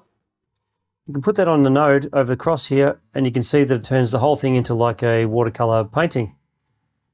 You have the option to blend it in and out. So you've got global blend here. You can bring it back to the left, and that'll take it back to the normal footage. All the way to the right is the effect at 100%. But let's turn that off for a second. And up the top here, let's type in Stylize. There's a stylize effect here. Click that and drag it across to your node. Then you get a whole bunch of different effects you can try. So I've clicked on Candy to give it a quick look, but if you click on each one of these, they give you a different look. And your computer does take a second to render. But once that effect is on, you can see you can switch between them pretty easily and give you all these different effects. And there's heaps of them. But if you click on Global Blend here and drop that box down, you can see that you can, if you go all the way to the left, it brings your effect off, and all the way to the right, it makes it full. So if you go somewhere in the middle and press play, you can see your footage looks very interesting. That was on the impression reservoir one. So let's try, Scream always looks interesting. What I quite like is Chinese brush and also Kandinsky composition. So look at, this is Kandinsky. Now if you bring that up even more, you get a really, really interesting look. If you want that dreamlike quality, you can go to the feather setting. So click on here and just go down to feather, and then you get an effect that looks like this, which I think looks pretty amazing, really. Of course, once you've done that, you can always go back into your color settings over here, and you've still got full control to adjust it how you want.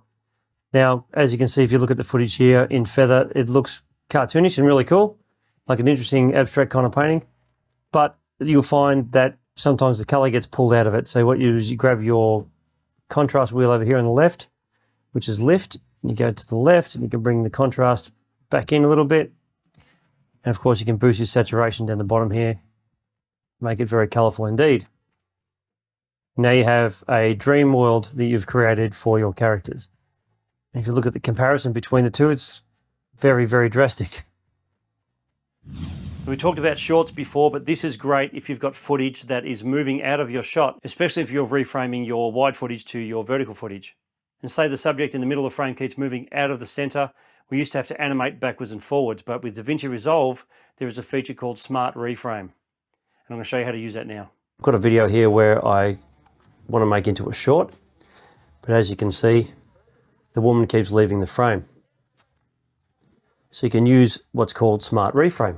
So bring that into your timeline, and with that video selected, go up to Inspector. First thing you need to do is make that footage fit that short's frame. So we're going to increase the size of it just to fill the frame a little bit. But when you watch the video, you'll see that the woman, she leaves the frame.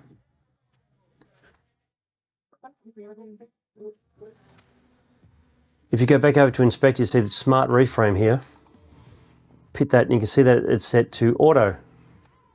Now you can select reframe, it should automatically do it for you, but if it doesn't, you do have other controls. Let's see what it does. Now it's going to analyze that clip and come up with the best possible scenario. Okay, now it's reframed it. Let's see what it's done to the footage. Let's use AI to actually include that woman in the frame the whole time. So instead of her leaving the frame, it's moving the shot around, or the footage around, to automatically match. Even though this is set to auto over here, if you select reference point, you can move this reference point to an object or something that's in your video that you want to track into the middle. And hit reframe, it'll actually use that reference point as your selection. Although I do find the auto function works pretty amazing all by itself. Just say you've got a really nice shot and you want to save a frame of, say you've filmed it in 4K and it's really beautiful and you want to save it for marketing or for your own personal gallery or whatever. Most people actually don't cover how to save a still frame from your video in DaVinci. So there's a few ways to do it. Let's have a look. Now the next tip is to grab a still frame from your video. So if, say this was a particular still frame where I'm doing that stupid face, you just go to the color tab, right click and do grab still, and that'll put that still up in the timeline. Or you can do it from the Fusion tab.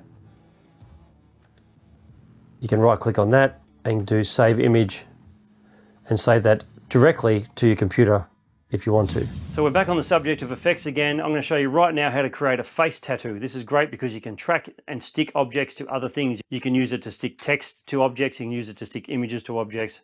It's a very handy feature. Now we're going to use DaVinci's surface tracker to put a tattoo on this lovely woman's face. Now we could do it on my face, but that would be a complete waste of time, because let's face it, we all would rather look at this person than looking at me. So I'm just going to cut a section of this footage, just like that. I'm going to bring it down into the timeline. The first thing we're going to do is go over to the color tab, and the surface tracker actually needs more contrast. We're going to click on over here to the color area. We're just going to bring up the contrast. Bring down contrast here. Then we're going to go up here to the top right and click on effects, which is here. And we're going to type in surface. And see, there is the surface tracker there. Going to bring that out onto the timeline. Then we're going to move it up slowly, just basically you left click and hold and move it up until that line turns yellow, like that. Now it's actually connected to your footage. So the surface tracker effect is connected to your footage. Make sure the play wheel is at the very start of your footage over here. So select bounds up here.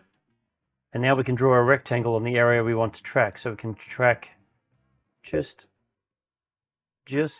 across here like that.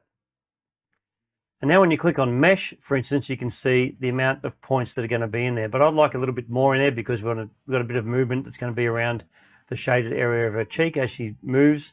But under the options tab, point number limit, just going to add a few more. So to go up to about 65, 66, something like that, to get a few more points in, reference points. Then all you have to do is select track up the top here, go to the bottom here and change faster to better. And then just track forward with this track button here over the right under the go to end button. So press play and that will track your footage. Now, depends on how many points you have, how big an area you're tracking will depend on how long this takes. But this is just a small area on a patch of skin, so it should track along pretty nicely. So now when you scroll through your footage, you'll see that the points move with her face and her skin. So now I'm just going to add a logo to it. So we've got this pink butterfly here. It's a PNG file. So you basically want to add any PNG files to it. Bring the PNG file over here like this. I'm going to take the bottom green and we're going to drag it. So you're just going to click and hold with your left mouse and we're going to drag it up to the bottom green here. And then we're going to take the top blue and we're going to put it to bottom blue. And now when you play your footage, you'll see it's stuck to her face. If you want to change that at all, change the shape of it, you can click over here on result and then drop down the overlay placement arrow and click on go to reference and just make sure that's dragged back to the start. And then you can literally just reshape that image to exactly what you want to fit the area that you've actually tracked. Over on the right here again, scroll down to compositing and change it from normal to maybe we'll do soft light for this one. Maybe hard light. No, we'll go soft light. And that looks more like a tattoo.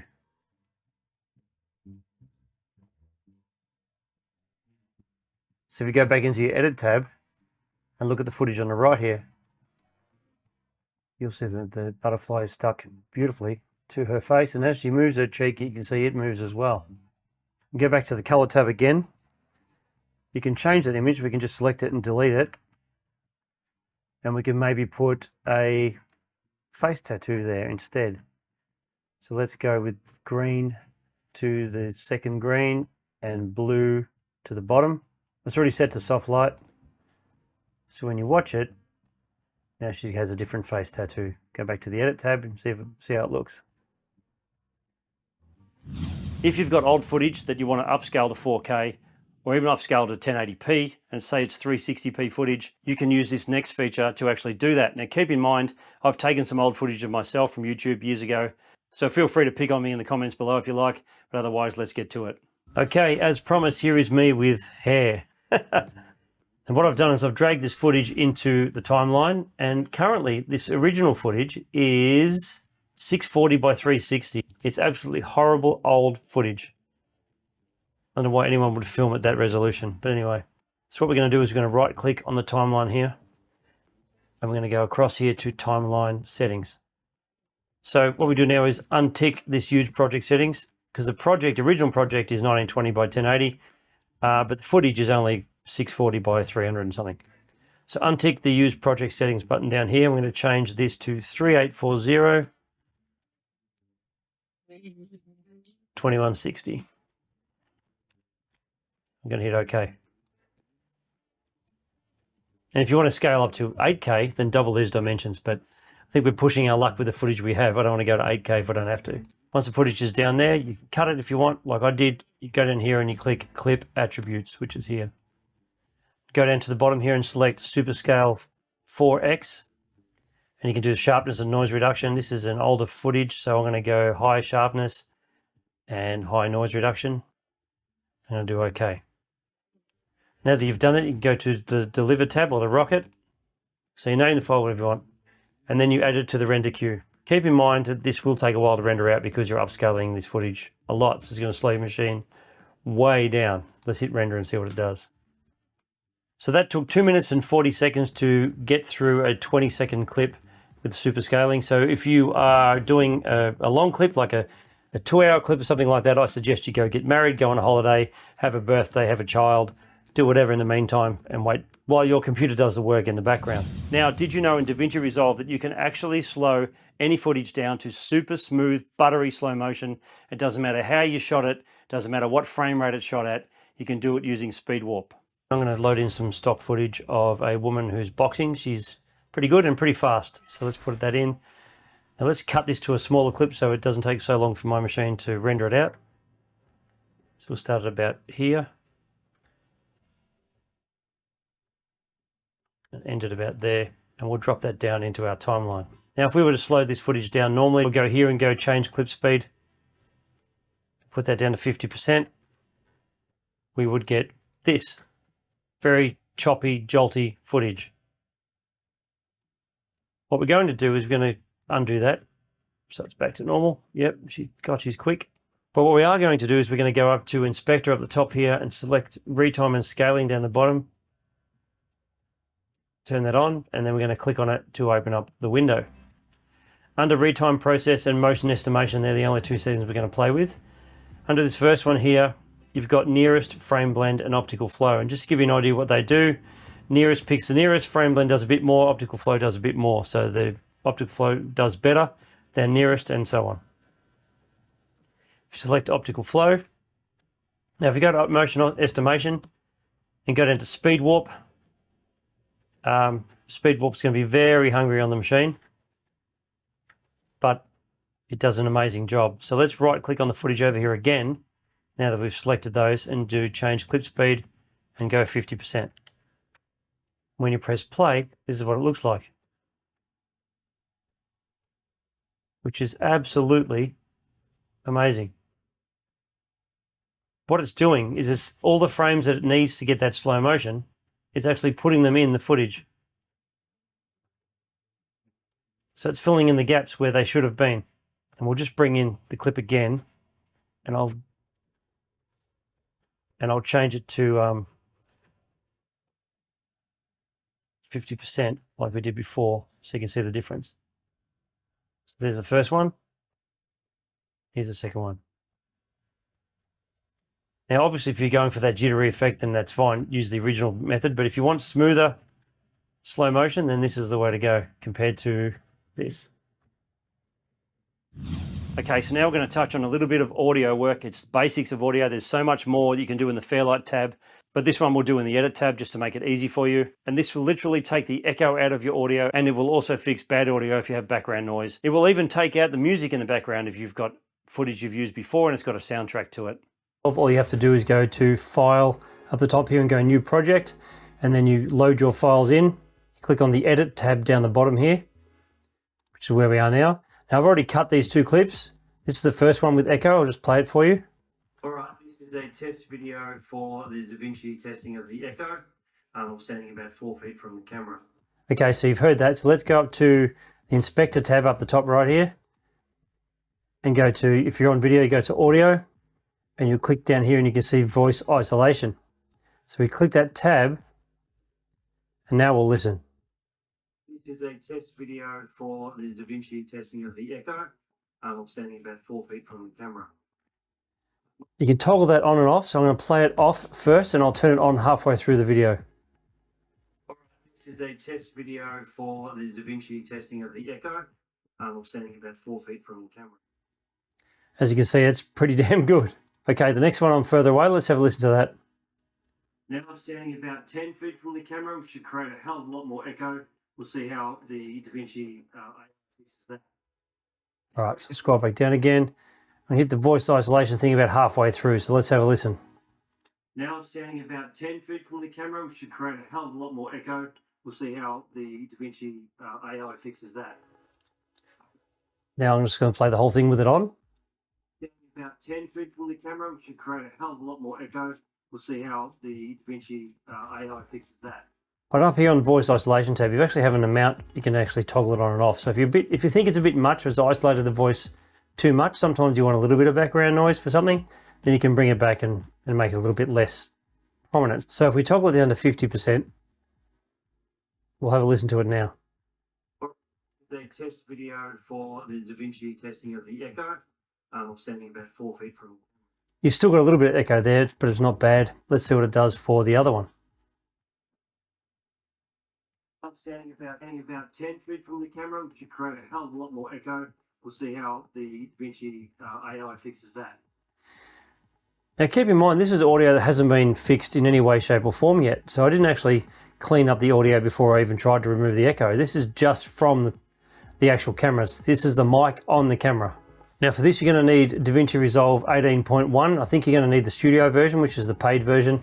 I'm not sure if it comes with a free one or not. And while we're on the subject of audio, there is an issue with DaVinci Resolve that's been going on for a number of years. Every now and then you'll have your audio file open in DaVinci Resolve and it'll have no waveforms. This next part of the tutorial will just show you how to fix that. If you go down to the Edit tab, down the bottom here, and you look at your waveforms, and they're all blank. The first time this happened to me, I panicked like crazy. I thought, what the hell is going on? I tried expanding on them. I tried rebooting. It made no difference. They're all just gone. The simple fix is make sure you're in the Edit tab, of course. Go over to the left over here and you see this window with a bunch of squares on it. Click on that and you've got timeline options, timeline view options here. Go across to here to waveform and click it and they'll come back on. Then you can just close that back down and you're back to where you were before. No one knows why DaVinci actually does this. Occasionally it has like a bit of a glitch and takes away your waveforms, and that's the easy fix to fix it. This next effect is called a paper edge effect. If you have a PNG or a video that has a transparent background, you can actually create an edge around your object to make it look like it's a torn piece of paper. But it does have other features. You could adjust it to put an edge around any object you like. It's really handy for thumbnail creation for YouTubers. Paper edge one is pretty cool. If you have a PNG, for instance, any PNG, there's one of me with a transparent background being a complete idiot. I'll just clip that at whatever length I want to clip it at. And just bring it down into the timeline. If you go over to your Effects tab, click on Effects up the top here, go down to Toolbox, and in the search bar type Paper Edge. You see Paper Edge comes up, drag that over to your PNG, and you'll see there's drawn a paper edge on me. But you can do other things like that as well. It's just like it looks like a rough cut edge. But you go over to Inspector, click on Effects, you see paper edges there. You can turn it on and off if you want to. But there's your paper edge. If you grab the edge contrast here, you can actually slide it all the way down or all the way up. If you go all the way up, it smooths it out and becomes a much bigger border. But this just doesn't work on images. It also works on transparent background footage as well. I have a lower third that I can drag in that has a transparent background. I'll bring that down next to it. There it is there. If I add that paper edge tool to that, you get an edge.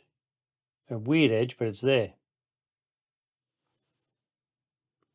If you go up to Inspector and go Effects, I can change the edge contrast to whatever I want. I could have it like this.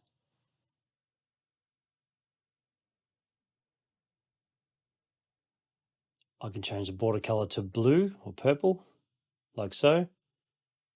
We can make it look like paper, or we can make it look like it's a perfect background, and it will just move with the way that the animation moves. Change it to green, for instance. You've got complete control over what you want to do. You can even bring the intensity up so it's bigger. So when you play it now, it's doing this. You've got a lot of control. It's a pretty cool thing. These next two are not available in the free version. You have to have the studio version for this. but the first one I'm going to talk about is face recognition.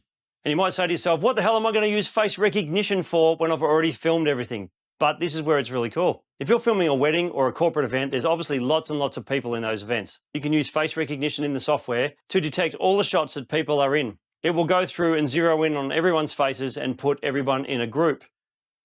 So you might have the groom in one group, the bride in another group, other guests, the father of the bride in another group, and so on. So when it comes to editing, if you need to find specific shots, it's much quicker because you can go, where was that shot of the groom? It's right there. Okay, we're in DaVinci Resolve and I've added a couple of shots of myself and some stock footage of a random couple of women. If you were doing a wedding, you would have hundreds of shots inside the master folder here in DaVinci Resolve, but I've just got some stock footage just to show you how this works. First thing you want to do is you want to select all your files. So click in the box here and do Control A. And now we can see we've selected all our files. I'm going to right click and then go to Analyze Clips for People. That will analyze all these clips. There's only 8 clips here, so it shouldn't take too long. Now that it's gone through that, you can see the boxes have been created. And see there's me there, and then there's this woman here and this woman here. So what you can do is you can select this box here, for instance, of this woman. If you click on it, you'll see that all the clips of her are inside that folder.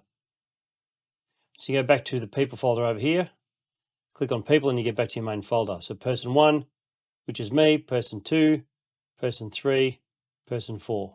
Now this will pick people out of a crowd. So if you've got, say I was in the background of a crowd, it would pick me up. Now you've got those folders, you can give it a name. So if I select the box, then select underneath, and I can call it me. And this one here I can call woman. Okay, you get the idea. If you close this down, nothing much has changed. The whole point is to be able to find these files whenever you want. But the data is there already. So if you go up to DaVinci Resolve, click on Preferences, click on User, scroll down to Editing, and it says Automatic Smart Bins for People Metadata. If you click that, click Save. Over here on your left, you'll see the Smart Bins, and you'll see People. And that will be all those people grouped for you ready to go, and you can drag that down to your footage whenever you want to use it. Otherwise, you go back up to your master like normal, and that's how easy it is. This next one we're going to talk about is also only available in the studio version. It's called Object Removal. Let me show you how it works. So I've got this clip here of a woman on a beach. Let's just make this clip nice and short. We're going to trim it down a little bit, and we'll drag it down into our timeline. So select your clip, go over to the color page, and we're going to create a mask around this object, and we're going to remove this woman from the frame. So click on this mask area here, click that, and come down to the pen tool, and then just draw a mask around her, like so. Now we're going to go into our tracking window, which is just here. We're going to click that. Make sure that when you did your mask, that your pointer was at the start. It doesn't really matter, it'll track both forward and back anyway. And just go to these 2 arrows down here and track it forward and back. If you scroll from start to finish, you can see that at the end point it's still tracked. Now you've done that, you go up to the top up here, right click and go Add Node, Add Serial Node. Go to Effects, type in OBJ to get Object Removal, drag that onto that second node, and then connect the mask to that footage using the blue dots just here like this. Because we've got motion, we're going to use Scene Analysis, which is just up here. So click on Scene Analysis to analyze the movement of that scene.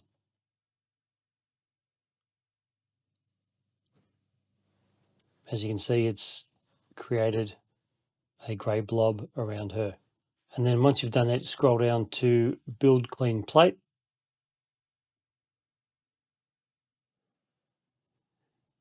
And now if we scroll through our footage, it's not super perfect, but it's not bad. This next tip is great for beginners. This is a project manager tip. So when you're loading up your project, you quite often have all these other projects you've had in there before, and you think, oh, where is it? And you're scrolling through, trying to find the project that you edited 6 months ago. But did you know that you can create folders inside Project Manager? So you can have all your projects in certain folders so they're easy for you to find. And this is how you do it. When you first load in a project in DaVinci Resolve, or when you need to change to another project, you'll find you've got all your projects that you've done previously in one big fat long list. The bonus of this is you can actually create folders for the companies you do a lot of work for. If you click on this little box up here, you can create a folder and call it work folder, for instance, and go create, and you can drag a customers folder straight in there, for instance. Now when you click on that folder, they'll be in there.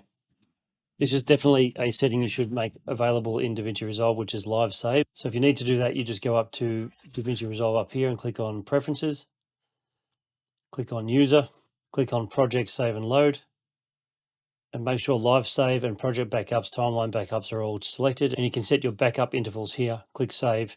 That way when things crash, because they do occasionally, or the power goes off, you won't lose the work you've done so far. This next one's great for beginners because not many people know about it.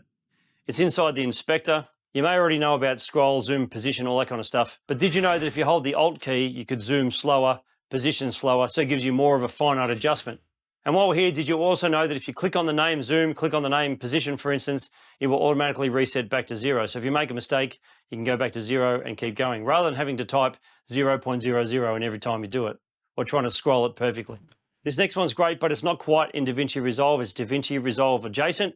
It's hit that like button and ring that bell. This next one will save you heaps of time. So you've done an edit, it's an hour and a half long, and you think to yourself, okay, I think I'm finished. I'm ready to render it out. What if you render it out and it's got little gaps, little black spots here and there where you haven't missed, you've missed a couple of frames, or you've got big gaps where you just weren't paying attention? Well, this feature is called delete gaps, and I'm going to show you how to set it up just like this. So how do you set up this delete gaps feature? Well, now you've got all your footage down here, you've got a lot of gaps in it, you don't want to go through and scroll in every little bit. So you go up to DaVinci Resolve up here, click on keyboard customization, type in the search bar over here, delete gaps. There it is there. Double click on it and give it a key. I'm going to give it a keystroke thing called C because it's not assigned to anything else, and go save. So you click on D and it says that you've assigned that key to something else, then maybe don't use it. But in my case, C is clear and free to use, and just call it delete gaps.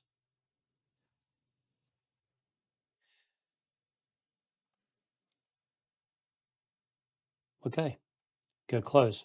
Go back to your timeline. If you hit the C key now, it will close those gaps for you and save you heaps and heaps of time. This next one's brilliant for people who are already using DaVinci Resolve on a regular basis. I'm a real estate photographer, so I do a lot of real estate videos, and I edit them, of course, in DaVinci Resolve. I also found that in the beginning, I was adding in the same folders, same things all the time.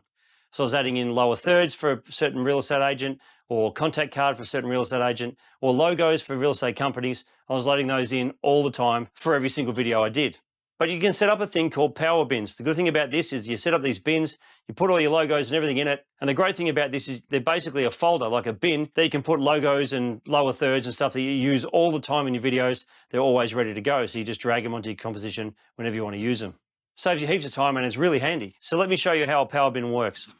And this is how you set up your power bins. You're in the edit page, you go up to the 3 dots up here, ellipses or dots, whatever you want to call it.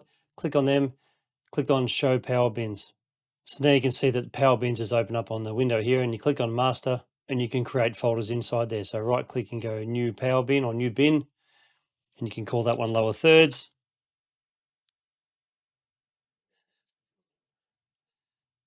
Create a new bin and call it logos. And now when you click on one of those folders, you can drag your logos into that folder and they'll always be there for every project you do. So every time you open up a project, you can just go to the master, lower thirds, drag your lower thirds down onto your footage and keep working. It saves you heaps of time. Well, I bet you didn't know that DaVinci had a built-in sound library. And I'm going to show you how to get access to it right now. Okay, you're in the edit page. You want to get your sound effects through DaVinci Resolve. This is really cool. You click up here on sound library. In your window, there'll probably be a download sound library here. DaVinci Resolve and Blackmagic actually give you a free sound library with effects and so on. If it's not there, you can go over to DaVinci Resolve Support Center, which is, in my case in Australia, it's blackmagic.com/au/support. But if you're in the States, it'll just be /support. Scroll down to DaVinci Resolve and Fusion software. Click on that and scroll down till you get to the Blackmagic Fairlight sound library and then download it for whatever operating system you're running on. It might take a little while to find it, but it's in there somewhere. Once you click on that, you've got to put your name in and so on, and then download it and click on the Fairlight sound library It might take a few seconds, but this folder will open up. Click Next, hit Next, Accept, Next, and go Install. Now you're back in DaVinci Resolve, you click on your sound library, and you'll see that there is nothing showing up. You have to switch from the local database, which was the standard one, to the DaVinci Resolve Fairlight sound library. So click the down arrow and select that. Now you've got that installed, everything's cool, but you've still got no sounds. So the only way to see all the sounds that are in the library is to go to the search bar and type in 3 asterisks. 1, 2, 3. And now you've got everything in the search bar. You can see you've got all your sounds, everything you possibly could want. And of course you can search for whatever you want. You can click on cat, for instance, and you see all these different cat sounds that come up. But if you want to see everything, it's 3 asterisks.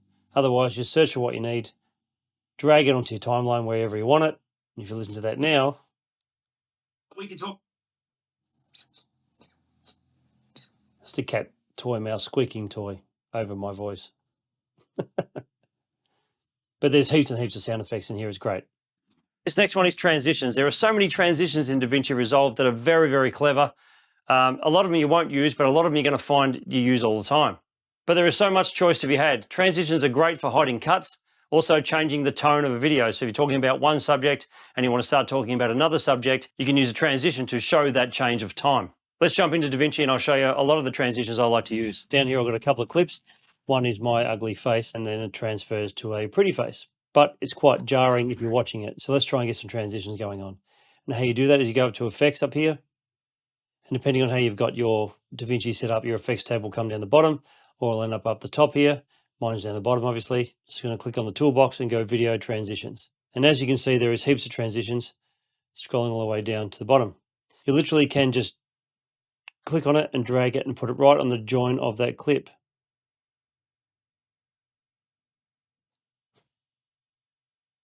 If you don't like it, you can select it and just delete it.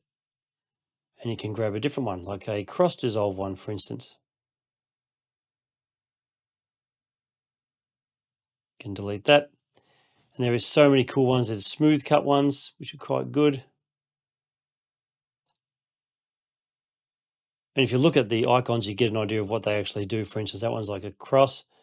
If you're not sure how the transition is going to work, you can hold your mouse, just don't have to click anything, just hold your mouse on the left and move it to the right, and you'll see the transition happening on the other screen. And we'll do exactly what you think is going to do. Barn door ones, for instance. Push. There's just so many here, it's not funny. There is just so many. This rotate one is great. I use this one on drone footage when I'm cutting from an aerial shot down to a ground shot because you can spin it and it's just so cool. I mean, this is a hell of a lot better than just having a jump into a picture of her. Another one of my favorites is this burn away one, which looks really cool. Have a play with all the transitions you want. You can make them longer and shorter, of course, if you want to. You've got full control over it. This section here is actually really interesting for people who want to save a lot of time because the split clip feature will save you so much time. I've got some stock footage here I got from the internet I can use for this test. But the first thing you want to do is go up to DaVinci Resolve up here in the top left and click on Keyboard Customization. Once that's open, go over to the search here and look for split clip.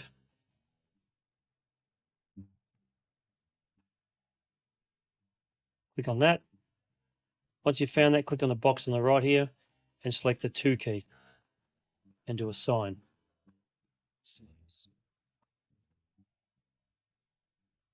Make sure once you set up that first preset, you give it a name like I did. I called it split clip. The reason being is if you make a mistake or you delete something you shouldn't have, you can always go back up here to the right and click on DaVinci Resolve. It'll take you back to its default settings, or you can use the one you're using now.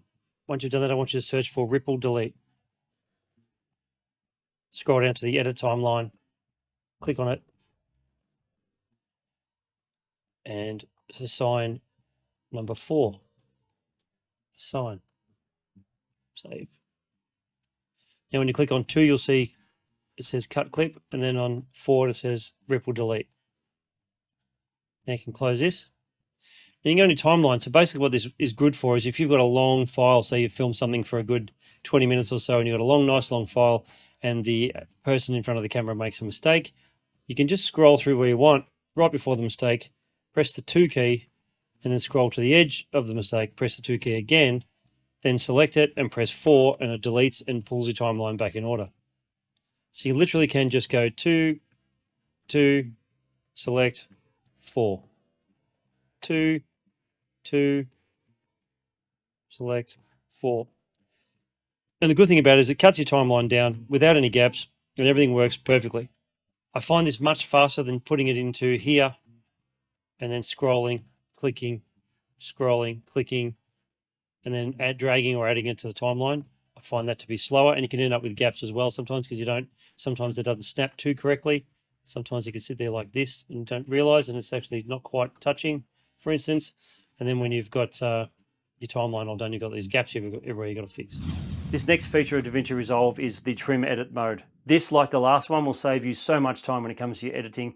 If you just learn how to do this and get used to it, you'll get through your edits much, much quicker. You're going to love this tip. This is amazing. So basically, if you are in the selector mode in the edit tab, which is this red arrow here, which most people spend their time in that spot, and you think that you would like to make this clip shorter, if you move this bar across here to the left, it will make that clip on the left shorter, but it also extends the clip on the right. If you want to make the clip on the left longer and you do the same thing, it actually overwrites the clip on the right. So you actually lose that as well.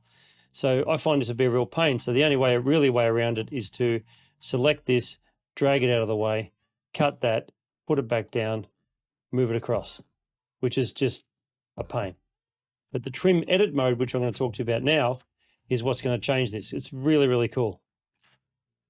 So this is how this is different. So if you click on here, which is the trim edit mode, select that. Now in trim edit mode, instead of having to deal with moving this clip, lifting it out, making it smaller, putting it back down, you basically just hold your cursor just like that. So it makes a little arrow next to the green line there. Click and hold, and you can make that clip smaller. And you'll see the whole timeline moves in with it. But if you want to make that clip longer instead of smaller, as you can see, the timeline extends along with it. Whereas before, if you're in select mode and you want to make that clip longer, it would actually overwrite that clip. And it works on the other side as well. If you want to make that smaller or longer, you have the same result. It doesn't move the clip on the left.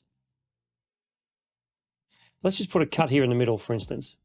Let's say it's now the full edit, and this clip in the middle is part of that full edit. It's all been completed, and you're looking at it and you think, you know what, there's a better part of that footage I could use that would fit better to this. If you use it in selector mode, you have to literally lift it out, extend it out to the bit you want. Think, okay, that's the clip I want, and then you've got to clip it back down and bring it back in. If you click it back on trim edit mode and put your cursor in the middle, so it's got two arrows left and right, and just click left, you'll see a white box appear. That is the actual whole clip. So what you can do is you can say, well, you know what, there's a better part of this clip I want to use in this spot. So you just find it. You can find that bit of the clip here like that. So you say, well, okay, that's the bit of clip I want. And then when you press play, everything is great. It's exactly what you wanted. That's what we're going for. That saves me heaps of time because you just click and go, this is the bit I want. It's really good for fine tuning as well, because once that edit is done and it's in the timeline, you've got all these other files attached to it. It's really, really handy just to move this file like that a little bit to give you that better shot than to have to move the whole timeline and stuff around. I hope you beginners out there got some value from this video, and I hope you learned a lot. And I hope that I helped you out in some way, shape or form. I will, of course, have more DaVinci Resolve tutorials in the future, but in the meantime, check out this video here for 10 great photography products for Christmas gifts for that photographer in your family. And I'll see you in the next video. Thank you for watching.